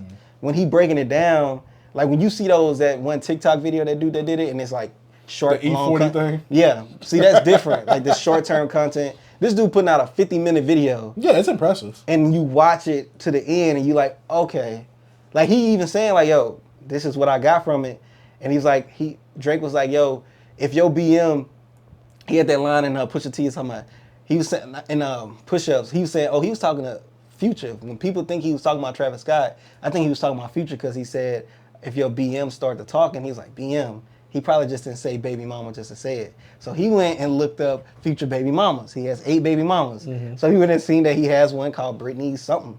And he's like, dang, her and Future has some type of like custody thing going on, and she's linked to Drake. Like he went and found all this stuff. He probably, because if Drake would say something like him saying BM, baby mama, also her initials of her name. And then him saying, oh, I'm big in Japan, Tokyo, about that girl. And I remember the girl going viral, whatever, people posting her. He was talking about, oh, I'm big in Japan, I'm big in her. Like he smashed her. And she linked to free bands. So it has some meaning to it, B. I'm like, dang that dude, because I remember people bringing it up, and he was like, yo, I'm big in her, like, I'll be smashed. You know what I mean? I was like, yo, Drake a wild boy, because if you do, because he also, like, if you look at the analytics, freaking, yo, Future not big in Japan, but Kendrick is. He's really big overseas. Drake not even that crazy overseas, but Kendrick is. He was like, look, he big in her, like, I was like, yo, that's a cold one, bro. And I'm like, yo, oh, it clicks. You know what I'm saying? Even if, let's say Drake didn't even mean that, even though he did it, he might mean it. It sounds crazy. Mm-hmm. So I don't know, even though if you could be like, yo, he reaching, I think it's really impressive. And I enjoyed him. I was like, dang. I haven't subscribed yet, but I might subscribe to him. Yeah, I saw that comment in Drake one. I said, brother, man. What? Talking about, yeah, Drake lost. Because he didn't respond back. Who said that? He did. He said Drake lost in what? He lost against Common because Drake didn't respond back to Common. Oh, yeah, I didn't watch that video. Yeah, I'm like, by that standard, technically didn't Kendrick lose? I think it was a wash, yeah. I'm like, I guess my thing is that was a standard. I'm like, so if you don't respond back. Because I think Drake dissed at the end of part 6, 7 or whatever it was. Mm-hmm. It didn't warrant a response because it felt like Drake was giving up, like he was done. Yeah. That's what I'm saying. That's why everybody was like, yo, the beef over. No. I get that. Yeah. But I'm saying like, oh, because Drake didn't respond, Drake lost. That's what he said in the comedy beef. But I think it was because Drake said something. The same rule? Yeah, I think it was just a wash. Because I'm like, Drake said something in the little verse, and then come and put out a whole little Stay Scheming like 2-minute song or whatever it was, 1-minute verse. And I'm like, it's a wash of that. I think it's just that. I don't think anyone lost. Care about no I think if Common like came harder, it'd have been like, Drake, you gotta say something. But I think plus Drake, the beat sounded horrible. Yeah, I was like, yeah, it's not it, bro. Yeah, but he still said Common won, which I'm just like, no. Yeah, I'm like, he's tripping. That's like the whole Joe Budden thing where Joe Budden was going at Drake. No one cared about Joe Budden. And he was killing Drake. Yeah. He was going ham. But I'm saying, I felt like Drake knew not like, I'm not going to keep up with this dude. Like, rapping, like, cause, bro, Joe was, if you ever listen to Joe's tracks. Yeah, didn't he have like a 10-minute one? Man, or 6-minute one? Man, Joe was going in on Drake. He had that whole, like, he had some good lines, that zombie line, about zombie on the track line, and but I'm just saying. B. Joe passed it to Push, and Push passed it to Kendrick. I think when Joe, it took all three of them to take one down. I think when Joe said that is because if you look at the information Joe brought, the information Pusha brought, and Kendrick just brought all the information and packed it up and social media and with culture. What do you mean with social media? Like some of the social media memes and antics about like how Drake is a culture vulture and things like that. I'm saying it all comes from all that social media stuff comes from what rappers were saying already. Mm-hmm. I'm saying like it was already what people were saying. We've been saying that. Mm-hmm. That's what I'm saying. Yeah, I'm saying like I don't think social media is. But I'm saying social media because these were already talking points on social media. Were they not? The culture vulture thing? Was that not I'm not saying social media like literally Twitter, but things like on YouTube. I see what you're saying, but I think it just spilled off from like what people say. Mm-hmm. That's what I'm saying. Like before I even was on Twitter, like I felt that way from Drake. That's what I'm saying. But I mean, yeah, I didn't. Not culture vulture. I just be like, dang, he does a lot of different things. I didn't use that word, culture vulture. I just felt like he didn't feel like he was, you know when somebody not from our lineage, like from like, when he's not FBA? It's not even he's that. Not Foundation of Black American beat. I don't even want to say that. Because he comes from, technically from his dad's side, but it's just like, you didn't, that's what Kendrick hit on. Like, you know what I mean? No, Kendrick's game was. That was saying that's why his that angle. Yeah. Because there was a lot to go against Drake in that angle. And if you watch old dude, what's the dirt? That's his name. Mm-hmm. Watch his stuff, bro. He like, oh, you never heard Drake so confident. Oh, he know he's doing this perfectly. He thought it was, you know what I mean? He thought everything was. I'm like, that's how a lot of people was thinking, but we already know how to end it. I wish I don't know if he has one. I really want to see him do a video on the Jay-Z and Nas beef. Nah, he only stuck to current stuff. No, he did Tupac and Mobb Deep. Yeah, I'm talking about deep dives. It was just like little short videos, like 10. Man, I'm talking about his deep dive videos. Yeah, I want to do Tupac and Nas one. I mean, a Nas and Jay-Z one. Because I'm looking for a Nas and Jay-Z like beef. Like, what started it? Because I don't know what started it. Because some person said like, oh, it's all Prodigy. Because he was beefing with Prodigy. Jay-Z was on Takeover. He was dissing mad people. Yeah, I know. Like Mobb Deep and Nas. Mm-hmm. But I want to know what started the beef overall because I don't remember. Some guy was trying to put a compilation of like moments and footage of what was happening during that time of the beef. Then there was this one rapper saying, "Oh, Nas is just coming to stick out for me because I said this one thing." And this one was like, "Oh, you know, they was messing with both. They both was messing with me." It's with a girl. It was over that girl, right? That's that what Boston she thinks. chick. She don't know. That Boston, whatever her name is. But I don't know. I guess my thing is like I am glad and I am thankful that there is someone like What's the Dirt. I do want him to do more stuff over this. I'm tired of the Kendrick and Drake thing. Yeah, I'm tired of his guy lost and he's just tired of it. No, because Drake fans are delusional. Kendrick fans are obsessive. Literally, they both delusional, bro. Thank you, but I want to just give them one adjective to their own. I think Kendrick fans are just way too obsessive. Every time I go on the Kendrick thread on Twitter, they always talking about Drake. Drake just did this. Oh my gosh, this is why he lost to Kendrick. I'm like, can this man not do anything outside the beef? No, it's like Drake. Anything Drake do on Instagram right now is getting covered. I'm like, bro, I don't care. They be like, Drake posted he had 6ix9ine God on his bowling thing. I'm like, I don't care. Yeah, Drake had this shirt on. Drake was smoking a hookah. Yeah, that's why he lost the beef. I'm like, yeah, I don't know why all these people. It's not even. It's mostly like the what's them dudes NFR. name? They doing it. Kirko. All the academic stuff doing it. I'm like, why y'all keep posting what he do on Instagram and then put little eye emojis like it means something? Drake is just. It's over, bro. If he come back out with something, then it's back on. Yeah, but I don't even want him to do that. I think it's just because if he do that, it's gonna be more. And then the worst part, everybody, Drake must be so bothered because why is he acting like he's unbothered? I'm just like, if he is, you will never know. I've made so many jokes about people saying comments about what we say, what we do or say. I'm not bothered by that because guess what? I turn this camera off and I shut the computer down. I don't see that. Yeah, but like in Drake's perspective is different. It's way amplified. This dude can't turn on the radio. He might hear a song that's oh my gosh, pedophile. Know what I'm saying? Like how Drake feeling, we don't know, and I don't care. Like this dude's almost a billionaire. Like he can do whatever he wants. He can fly somewhere. He can do whatever he wants. Like his perspective is way different from a perspective that we have if he's going through this type of stuff. And I don't give a F. Hey B, what did J. Cole say? Making fun of a billionaire? Joke's on you. Yeah, it's crazy. Yeah, I'm tired of both sides. I'm tired of both. Yeah. I've already been tired of both. The Kendrick fans was really grinding my gears. Yeah, I don't even feed it to the beef stuff. I just looking like some butt. That's exciting. All right, but last thing that we could talk about, and this will be a quick topic. Top 20 rappers of all time. Saw this list on Twitter while I was scrolling on the on the Twitter page. Make sure you follow us at the BBC Pod. Top 20 rappers of all time by HipHopHub. Number 20 is Tyler, the Creator. I don't agree. Big Sean, 19. I don't agree. 18, Freddie Gibbs. I love him. I don't agree.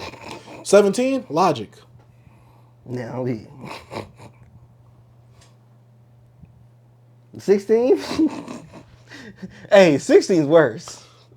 No, 15 is worse. No, 14. No, 11. No, 13. This list is bad. Let me go ahead. Bro, 20 is Tyler, the Creator. 19 is Big Sean. 18 is Freddie Gibbs. 17 is Logic. 16 is Lil Uzi Vert. 15 is Lil Baby. 14 is Gunna. 13 is Kid Cudi. 12 is 50 Cent. 11 is Travis Scott. 10 is Future. 9 is Andre 3000. 8 is Kanye West. 7 is Jay-Z. 6 is J. Cole. 5 is Lil Wayne. 4 is Drake. 3 is Nas. 2 is Kendrick Lamar. 1 is Eminem. What's the criteria? Like, what is the hey, yo, this is based on influence. This is based on, what is it? Is it just a list? Because if it's, and he just dropped it and just disappeared. I think he a troll, bro. He just dropped this and left, bro. No explanation, dude. What, B? No way. He just dropped this and left. He just left, bro. He logged off. Like, let me start some chaos. Because, bro, they in the comments like, they in the comments wilding. What kind of list is this? What is Future, Travis Scott, Lil Baby, and Lil Uzi Vert doing on a list? I'm surprised Tupac wasn't on that list. Bro, they say, my God. Somebody said, M over Travis? Where is Tupac and Biggie? And really faking immature list. Eminem and Lil Wayne are the only two that should be on this top of this list. Be real, you think? You think? He could be, but I think he wasn't start Cameo. Bro, he ain't said nothing. He in the comments. No, he started doing polls. He started doing disappeared. He's a smart man, bro. That's all he did, bro. Bro just disappeared, bro. Bro dropped this list and disappeared. Then he later started posting. Bro hit that dials, bro. He just disappeared. He hit the deuces on us, bro. Somebody take this nigga's phone. If you kidding me? No way. Oh, nah, man. bro. Like, these one of them troll lists, I believe. I think it has a little truth in it from his perspective of like people he like are currently. B. J. Cole over Jay-Z. Yeah, bro, but this was... Stop it. But you gotta understand, he did this to like make fun, and start a ruckus, bro. Why is Gunna and Lil Baby on the list? Uzi. Freddie Gibbs is a good rapper, but top 20. So Tyler, correct? Come on, bro. I think it's something that... And Big Sean. Big Sean. And Big Sean over Freddie Gibbs is insane. Freddie Gibbs can out-rap. No, Freddie Gibbs is over Big Sean. Oh, he is 19, my bad. But Big Sean over Tyler, the Creator? I think Tyler, the Creator better rapper, yeah. I mean, but then again, why is Kid Cudi on the list? I think Logic better rapper than Big Sean. I ain't gonna. All I do is grind. All I do is man. This is a funny list, bro. Homie dropped that and started doing polls. It's crazy. He started doing polls. Oh my god. Someone said Wayne and Kendrick in the top 5, and somehow, some way, it's the worst list of all time. Bro, I'm sweating at this list, bro. That's a big player. Yo, the comment. Bro, how you drop a list and just disappear like that, bro? And you know you gotta have some discourse. You drop a list, you gotta go back and forth with people, bro. Bro dropped the list and dipped. Oh man. Oh, we forgot to talk about the BET Awards show. Oh yeah. It ain't worth it. Come on, B. You don't think they should keep going with the BET Awards? They need to stop it. I think it should be the last thing. Oh man. This should be the last year, bro. They had an Usher performance, like a tribute. Mostly all women. Only Gambino came out. He was on auto-tune. They said, didn't that shit how you auto-tune? Nah, he did that on, it's off his his Discover, yeah. Situation. Well, here's a small little topic before we head out. We knew Kendrick only cared about white award shows, which is why he goes to the Grammys. But he hasn't been to the BET Awards in 8 years. LMAO. He only cares about the culture when he needs them for a rap battle or to make money off of it. God, people are crazy, bro. Oh my gosh, let me see the profile pic. It's a Drake fan, bro. When the last time Drake was at the BET Awards? Never. It's been a minute, bro. Oh my People don't really go no more. It ain't the same no more, bro. Michael Jackson used to be there. They said BET is a white award show, B. It's owned by a white company. I thought Tyler Perry bought it. Nah, he didn't. They still blocking it. He didn't buy it yet. He got a little deal with them, and he ain't got it. That's Vidcoms. Yeah, B. I heard that they had a non-FBA person win Best New Artist of the Year. Who said that? They was on the internet wilding over Tyler, bro. Tyler winning over Sexyy Red, bro. Bro, Sexyy. Said, come on, how Tyler? Oh yeah, they talking about Sexyy Red, bro. Nah, bro, Sexyy Red shouldn't have been there. Hey, she stopped performing. I told my son to go eat. I said, go in there, get out of here. I was talking to my sister. I said, y'all watching BET Awards? Make sure my nieces don't watch Sexyy Red performance. She said, okay. All right, good. No, they just said, okay, hang up, watching it. Throw that ass in a circle or something. I don't know. And Ice Spice, oh my God, bro, just one of the. This will be the Oh, but yeah, that's about it for the pod, man. Hey, man, I have fun every Monday, bro. Come here. I do too. God, bro, that is hilarious, bro. Let's go off. Yes, bro. This is our authentic feeling off the dome, bro. We don't have no notes.